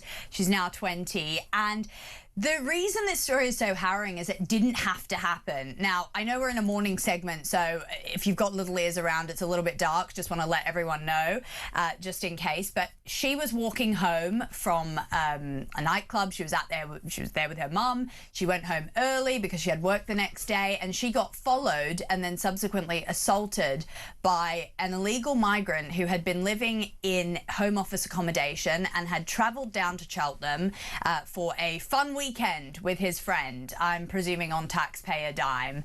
And it's just a horrific story. She got followed home. He then grabbed her, took her into the house that he was staying. And let's just hear exclusively from her what then happened. He had pinned me down by both of my wrists, and that's when I started to really panic. I thought I wouldn't be able to get away. Then I realised my legs were still free, so with all the strength I had left, I kicked them off and I managed to get out of the apartment, which was quite difficult because there was a lot of locks on it, but I managed to get out and I just kept on running. And the first thing I did was call my boyfriend and he helped me get home. I mean, this is... again, I said at the beginning, it's shocking, it's awful to hear this, but something about it doesn't quite surprise us in the way that it maybe should have done. Exactly, and this was perpetrated by an Iranian asylum seeker. I do have a lot of time for the Iranians because they are going through a horrific period at the moment, and a lot of them are actually fleeing from persecution. But this particular horrible bad egg is someone who shouldn't have been in the country in the first place. And I think it raises a lot of questions about the quality of illegal migrant that is coming across the channel, paying those people smugglers. It is a very dirty, horrible and putrid industry that they pay into in order to then get into the country, and then their biometrics are not even taken. So we know nothing about these people, and unfortunately a lot of them are young men who, if you've lived in Iran, we see how they treat the women there, we see how little of the women they have access to, then you're going to have these cultural incompatibilities where you actually do have instances like this when they come to Britain. And I think it's just a horrific story, and I just want to play a clip of how Olivia's life has been destroyed by what happened to her. My doctors think because of all the trauma and stress that the situation put me through, I've now developed fibromyalgia because my body has been under so much stress because of it. And it's taken over my entire life. I stopped working because I was in so much pain, and I got really bad depression, and I'm waiting for counselling now. It completely changed my life, and I really think for all of that he should have gotten way more time. Yeah, just run through us then, Samara, what happened to this man. She just alluded to it there, that he didn't get penalised enough for what happened here. What was the legal outcome? So the legal outcome is that he only got 27 months. For this, which I just think is absolutely egregious. And we also don't know whether or not he'll be deported when he gets out. So he will probably, I'm just assuming, get a human rights lawyer to then fight for his right to stay in this country. And it's a story that we've seen time and time again. But, you know, I've got a lot of time for people who say, well, we've got our own sexual assault perpetrators in this country, we've got our own rapists. Well, yes, but we don't need to import them. And I think that we really need to look at the system and how these people get through. I mean, as you just mentioned beforehand, we've had over 5,000 people just this year come over across the channel on small boats, and it's just men that we know nothing about. And poor Olivia's life has been absolutely destroyed from something that happened under Keir Starmer's government and was preventable. Well, it was preventable, and again, it comes down to what I've been saying. You know, I get it. If you've got a boatload of 50 blokes coming over, I have no trouble in understanding that most of those blokes are not going to sexually assault anyone. Absolutely. They're not going to start robbing your house. The problem is we're being asked to play Russian roulette on this. We don't know who might, because we don't know anything about them. We know literally nothing about... I mean, imagine, we were talking earlier this week, just bear with me on this, about the new passport rules or the immigration rules in the EU, where you've got to have essentially everything photographed, your face, your eyeballs, your balls, your God knows what has got to be fingerprinted, slap it on a pad, get it monitored. You've got to go through all of this. That's how it should be. And, exactly. And you go through all of that. Or you can jump on a rubber boat and come over with no checks. So it doesn't make any sense on that perspective alone. So the fact that you can come in without any ID, you know, we know this man was Iranian, but he could have said he was from Iraq, and that would the authorities would have known no different. And maybe he was, and maybe he said he was Iranian. We just don't know. We just don't know. So there's nowhere else you would do that. If you went through a country and it flagged up, you've got a criminal record, or you've been there before, or you overstayed, it would all ping up. You and I, with our passports, it would ping up that, oh, actually, you should have meant to be there for 60 days. You should. Oh, you're wanted by police. We get that info. We don't have any of that information. So again, we've got to stop believing this is controversial to say this. It's common sense. sense to say this. Absolutely. I mean, the government has a lot of information on me. I'm an immigrant. On you. You're a citizen of this country. Yeah. Unfortunately, as you can tell from the previous stories you've been covering on the show today, you can even feign your sexuality in order to potentially get asylum in this country. And that is a massive issue. There are so many loopholes within this system that get absolutely exploited. And the process of coming across the channel is a very brazen one. Many asylum seekers, I've spoken to many Iranian asylum seekers actually outside the embassy, they've come through about 10 different countries or more. And I think it's also that psychological sense of anonymity that being an illegal migrant then gives you, to think that and by the way, most of them are good people. I'm not saying all of them are like this, but it gives you this sort of, okay, whatever I do and say won't be tracked. I can lie here. I can throw my passport out there. And I think that that creates a really toxic mixture, which then can eventuate in what happened to Olivia. It is unbelievable. When you were speaking to her, did you get a sense that she's being able to kind of begin rebuilding her life after that? I mean, I can't imagine as I'm a bloke, you know, I'd like to think I could look after myself if I needed to. That would horrify me. It would stay with me. The thought of being grabbed off the pavement, taken into a house. When you're a vulnerable girl, she was 19 years old at the time, for goodness sake. I mean, that's the kind of stuff that doesn't go away easily. It doesn't, and what really spoke to me was the forgiveness that she actually had for the guy. You know, she's come over from Poland, and that's why there's two pronunciations of her name that I was going with, but she actually is a migrant herself, and she had a lot of time for him. And I said, wow, how are you so lovely about this guy who perpetrated this thing on you? And she said, well, you know, he comes from a different culture, and you know, she's a very open person is what I'm saying. But unfortunately, no, her life has been destroyed. She said her relationship with her boyfriend is in tatters. He can't even touch her. She feels horrible about all that, which should be the basics. She needs to take a different route to work. She needs to be driven everywhere because she has so much anxiety. And it's just a very sorry state of affairs. And unfortunately, probably one of the worst things that when I spoke to her was that she hasn't even received counselling yet. She's still waiting in line from the government to receive that. And the fact that this guy who perpetrated the crime on her was living in taxpayer-funded accommodation and used that money to travel to Cheltenham and do these things, and she hasn't received counselling, just makes you think this is a two-tier system. Indeed. And talking of that, many people have got in touch to make the point that he got less prison time than some people got for posting things on social media. Outrageous. Absolutely outrageous. You can't make that up, can you, really?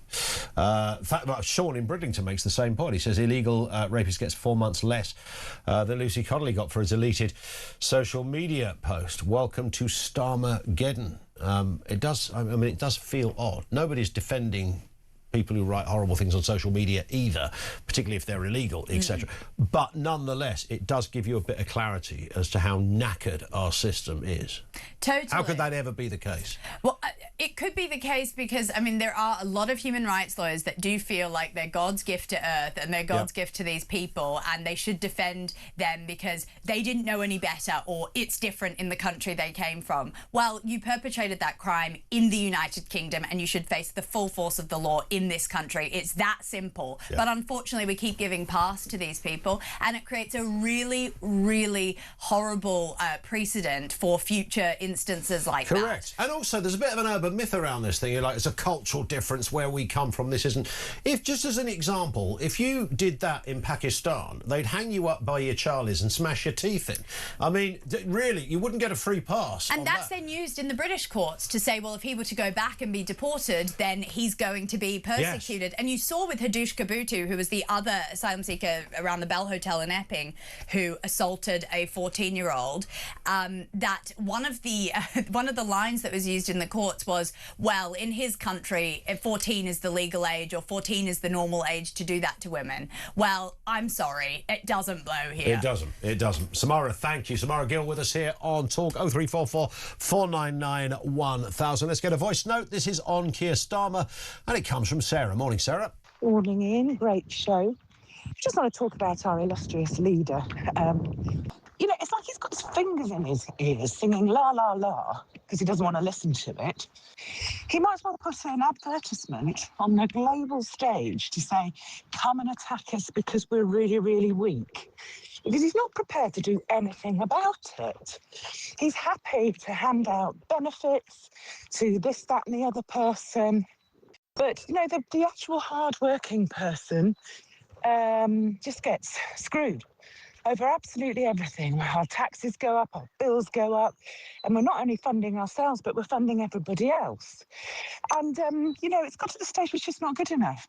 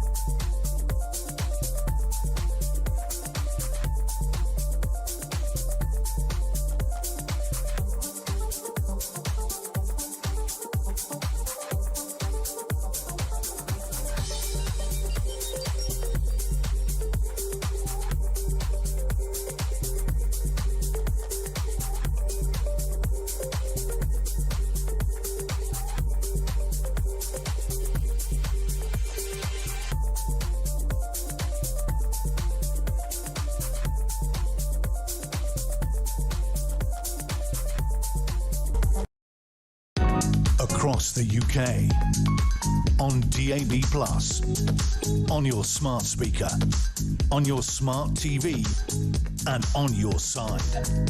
This is Talk. Good morning. Yes, it is the home of common sense. Welcome to Talk. Ian Collins in for Jeremy Kyle. Lots together. We're going to go back to more of your comments and calls in just a little bit. A couple of health stories as well that I think we should look at here. The NHS is failing women and girls and has an appalling culture of medical misogyny, something I would imagine most people have never really thought about. Let's speak with Louise Irvin, retired GP, health lead at the Women's Rights Network. Good morning to you, Louise. Good morning, Ian. Nice to have you with us. So what's you don't think of, misogyny, medical treatment is handed out without judgment, without any kind of question on your gender, your sexuality, your colour of your skin, all of that stuff. And then we see this headline, which I know that Wes Streeting is talking about. What is going on? Well, I think there's been, we've known about medical misogyny for many, many years, for decades, in the attitude of not just the medical profession, but healthcare professionals more widely to women and women's health problems and women's health needs. And it's not just manifested in dismissive attitudes to women's health problems. It's on a much more structural and fundamental level. Only about 2.5% of research funding goes into women and women's health problems.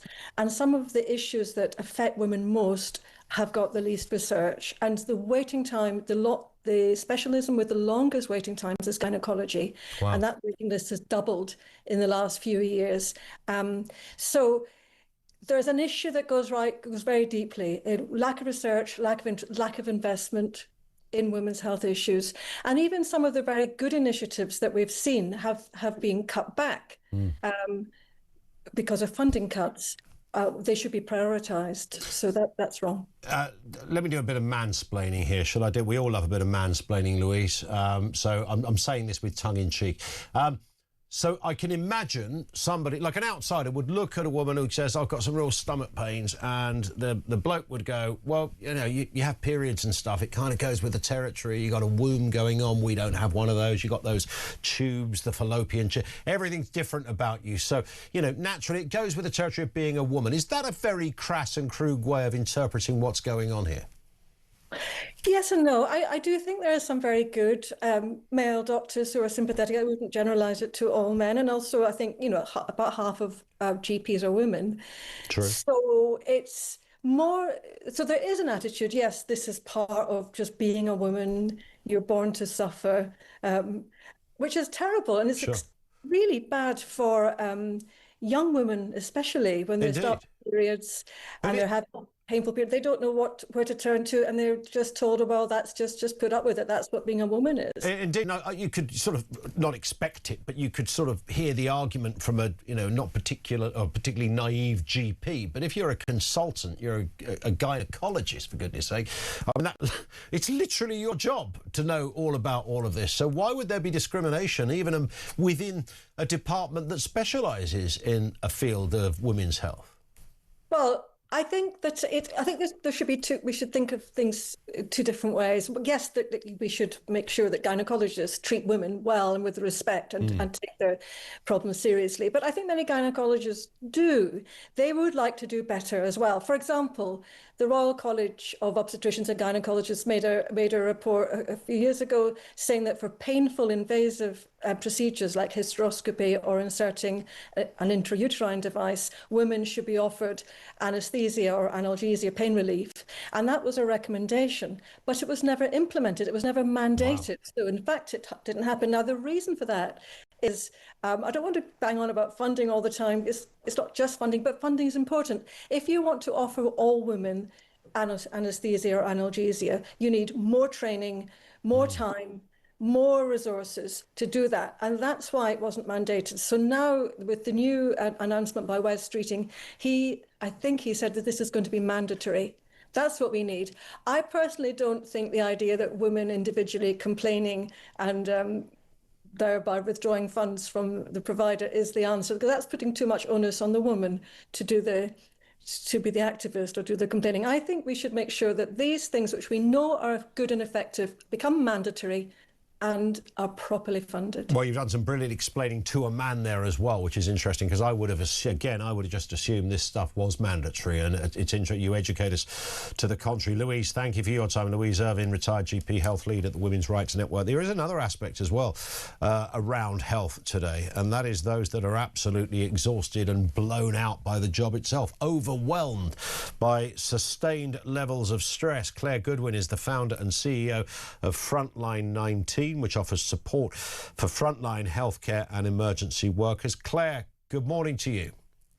Morning, Ian. Lovely to see you. You too. Look, it's a job that everyone knows comes with a degree of stress. I mean, the clue is in the job. It's you're at the coalface. You're dealing with trauma. You're dealing with all manner of emotional issues. The hours can be long. You think you're going to do a 6-hour day, and then just at the last knocking, somebody comes in. You do a 10-hour day. So there's a lot of sort of moving parts to being a clinician in whatever respect. So it's already stressful just by dint of it existing, one would assume. But what's happening here is that it's getting to even greater levels for many frontline workers. Is that about right? Yeah, it is. At Frontline 19, we've supported frontline healthcare workers over the last 6 years since the start of the pandemic. And I think as much as many of us want to kind of leave the pandemic very far behind, it does have a major impact on the workforce generally. If you think about, there's been a 76% increase from people seeking help for suicidal thoughts from 2024 to 2023. It's a huge increase. And that's just the stats we know about now. The British Medical Journal has spoken about every week a nurse dies by suicide, and every 3 weeks a doctor dies by suicide. These are majorly important stats, and it's very, very concerning. And when you think about that not only from a humanitarian point of view about how people are in the workplace, but then you take that forward into patient care and the impact generally on the system, it needs to be looked at, and it's an urgent crisis right now. What has happened here then? Is this, I mean, there's the obvious answers, shortage of staff, a lack of, it's not necessarily lack of overarching money, there's a ton of money keeps going into the NHS. Where it's allocated is perhaps a question that's equally as important on that. What's actually happened, Claire? Why this tipping point has been hit? I think it's multifaceted. I think if you look at the COVID inquiry, and they said that, if it wasn't for the staffing and the workforce, holding the NHS and the healthcare system up, it would have collapsed. I think that cannot be underestimated, but I think it's much bigger than that. Nursing itself has massively, in fact, healthcare has massively changed over the years. We've got an aging population. Yes, funding across the board may look better, but actually when you look at the amount of cuts that happened over the last 15 years, it does have an impact. Now, I think generally speaking, it's about looking, if you look after your staff, they work much better, they're happier. And if you look at the cost of, sick leave and, medical negligence, which is all connected and ultimately about patient care, it's a no-brainer that you look after your staff. And things that we recommend are clinical spaces for staff to debrief after particularly traumatic situations. We want every single healthcare worker to have mental health training, which surprisingly they don't, because I think that helps them. That also improves patient outcomes and patient care. And I think it's also about looking after your colleagues within the workspace. All of these things brought together would make a much better, happier workforce. And ultimately, for you and I, a much safer place for us to land when we need that support. Yeah, at least the last thing you want is a stressed out, knackered doctor or nurse or frontline worker. Listen, Claire, brilliant stuff from you. Keep the good work up. Thank you, Claire Goodwin, founder and CEO of Frontline 19, who offer support for frontline healthcare and emergency work. I can't imagine when you see some of those paramedic programs and, these guys are called out to... and in many respects, I don't think there's a pecking order on who has it hardest in the NHS, but I think frontline paramedics would give everyone a run for their money in that respect, because it could be a fight in the street, it could be a child that is in an irredeemably dangerous position, an old person who's had a heart attack and no one's spotted it for hours. You don't know what's going to be there. The hours are long. I don't care if you've done that job forever. There's going to be a point. I know a paramedic, actually, who just quit a couple of years ago. For that reason, he said, I got fed up of seeing teenagers stabbed. He worked in a pretty difficult part of the capital. And it was such a regular call-out to, a stabbing. 14-year-olds, kids. I said I saw it too much, and I knew if I carried on seeing that, I couldn't do the job. Now, you could argue, well, if you do that job, you're meant to be able to withstand all of that. That's part and parcel of the deal. Yeah, we get that, but everyone's got a bit of a limit. In the police, if you work in sort of areas that are sensitive, sex abuse, child sex abuse in particular, they tend not to keep you in that department forever because you would go mad. Because of the kind of material that you have to view and deal with and the witness statements and the detail. So I have a sympathy, and I think paramedics probably struggle more than many. Yes, it does go with the territory, but everybody's got a limit, and I understand that. Claire Goodwin was our last guest. Thank you to her. More from you on the way, 0344 499 1000.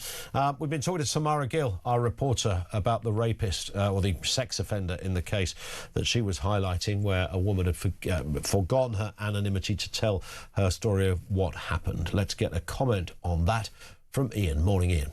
Hi Ian, it's Ian from East Grinstead. Listen to your interview with Samara Gill.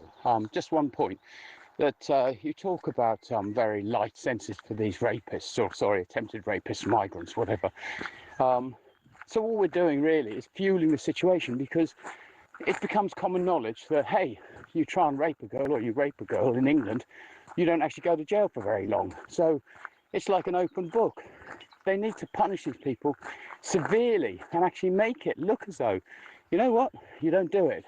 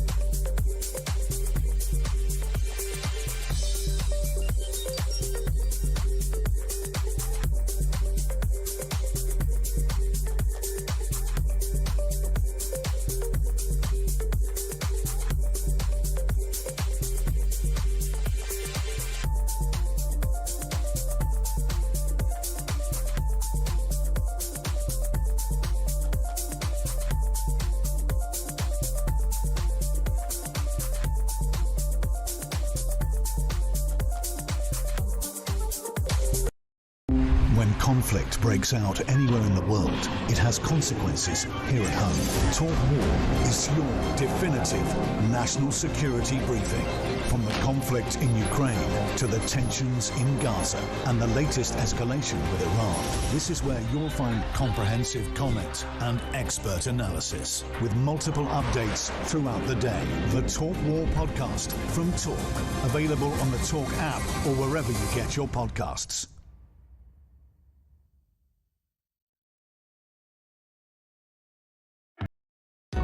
Across the UK, on DAB+, on your smart speaker, on your smart TV, and on your side. This is Talk. And good morning. Yeah, welcome back. It's the last knockings of us, Ian Collins, in for Jeremy Carl for a couple of weeks, or a week and a half now, left on breakfast this week. So much comment, great calls, voice notes coming in from you. Some really crucial subjects out there this week. It's a big news of week. It's a big... That's what happens when you get up at this time of the morning. It's a big week of news, even. We did reveal this story as well, courtesy of Guido Fawkes, just before the news. Ministry of Defence staff racking up 16.3 million quid on taxpayer-funded procurement cards. 16.3 million just in the month of March, by the way. So you look at that over the course of a year, you're looking at knocking towards the £200 million mark. I mean, there's nothing fair expenses about that, I would have thought. Let's speak with Andrew Mitchell, former Secretary of State for International Development, also former Shadow Foreign Secretary. Andrew, good morning to you. Nice to have you with us. I mean, it's not unusual to get these kind of dripped numbers that come out of various departments. This one is particularly disturbing, certainly in the wake of the fact that the MOD is currently skint. Yes, well, good morning. We must immediately seek further and better details on this because, as you said, the amount as it stands looks absolutely horrendous, but we don't know what it includes. So we need to know that. And as you rightly say, the Ministry of Defence budget is under great pressure, but the whole structure of the way in which we are funding defence needs to change now. I had the opportunity of questioning the Prime Minister on Monday in the House of Commons, and the point I made to him is that it is true that over the last 30 years, since the Berlin Wall came down and the end of the Cold War took place, it's true that the British military forces have been hollowed out. They've been hollowed out by governments of all parties. But it is on Keir Starmer's watch that these circumstances have now arisen, which means we need a massive increase in defence. And I think that the speech that was made last night by the former British Labour Defence Secretary saying that there is a corrosive lack of understanding by the government on the need to increase defence is incredibly serious. We've got to recognise now that the first duty of the government is to defend the realm. Huge amounts more need to be spent on defence, particularly because of the American approach to NATO in Europe. Yeah. And we need to see it now. It's a very, very big challenge, and we need to address it. Indeed, and it's interesting that it came from, of all people, George Robertson. As you say, he's a Labour man himself. He would have been seen once upon a time as a sort of firebrand left-winger and all the rest of it, a description he would have worn with pride. So he's not coming at this from a political angle in that sense. When he speaks in these kind of terms about his own party and as former head of NATO, one would assume that the kind of top defence job you can get in that particular world, then I think it's right that people start to listen. I think you've put it extremely well. You know, what we've got in this country at the moment is a government that is ratcheting up welfare. We saw just a week or so ago that the welfare bill is in excess of the entire tax take from income tax. And the government needs to very seriously reset its priorities. It needs to bear down and deliver the reforms which it tried to do on welfare in a rather cack-handed way about a year ago. It needs to revisit that subject, and it needs to focus on the need for an immense increase in the amount of defence. And actually, you know, the opportunity for that is coming. There's a King's speech taking place in late May. That's a reset of the political dial at Westminster, and this is the chance for this Labour government to think again and address these points head on. One of your parliamentary colleagues, Jacob Rees-Mogg, spoke to us around about an hour ago, Andrew. He was surmising, theorising as to whether Keir Starmer will have welcomed this speech from Lord Robertson as a kick up the backside to the Treasury. Well, I think that we must hope that. And sadly, Jacob is no longer a parliamentary colleague, but we miss him very much and hope that he'll be back before long. Yeah, it's hard to remember that Jacob Rees-Mogg is no longer there. A very good Conservative colleague. The speech that he's made, I don't think it was welcomed by Keir Starmer because he's got these local elections coming up in May. So he probably doesn't want the boat rocked. But I think what George Robertson did showed that he is a true patriot, someone with immense experience, as you described so eloquently, and he should be listened to. Just very briefly, Donald Trump describing the sad state of the special relationship with the UK. It's on the downward spiral again, it seems. Even suggesting he could change the terms or conditions of the trade deal that we're carving out with the US. Very briefly, if you would, Andrew, your response to that. Well, I think it's important to be clear-eyed about what the special relationship is. It is a deep relationship in terms of security and, you know, the officials, the British government officials and American government officials. A very deep relationship, but certainly on the surface there's a huge amount of trouble. And I think we should be clear-eyed also about the likelihood of us getting a decent trade deal. We must certainly try, but it will be very difficult. Indeed. Andrew, thank you for your time. Really appreciate it. Andrew Mitchell, MP, former Secretary of State for International Development and former Shadow Foreign Secretary, talking about special relationships. I think we have one. I don't know who you would be. I like to would you be? Who would you be in the special relationship? I'm definitely Trump, mate. You're Trump. Yeah. Oh yeah. So where's me in this special relationship? Right now, you're going to be Rachel Reeves, going to roast you, which is what Trump's going to do when he finds out what our absolute no use whatsoever Chancellor is saying. Don't make me as she's on a Rachel trip to Washington. I mean, come on, the woman's an embarrassment. Oh, it's a folly. It's this and that. All the problems we've got, the IMF downgrading. That's just to do with the Iran war. Nothing to do with your policies, love. Nothing to do with net zero and the fact that you've put taxes up on everyone. But you know what, Julie? This is a get-out-of-jail-free card for the rest of this Parliament. Yeah. She will constantly rest on that. If it wasn't for the Iran war... But they didn't allow the Tories to say Ukraine war and small matter of a pandemic and lockdowns, which they supported and wanted more of. Yeah. It's very interesting.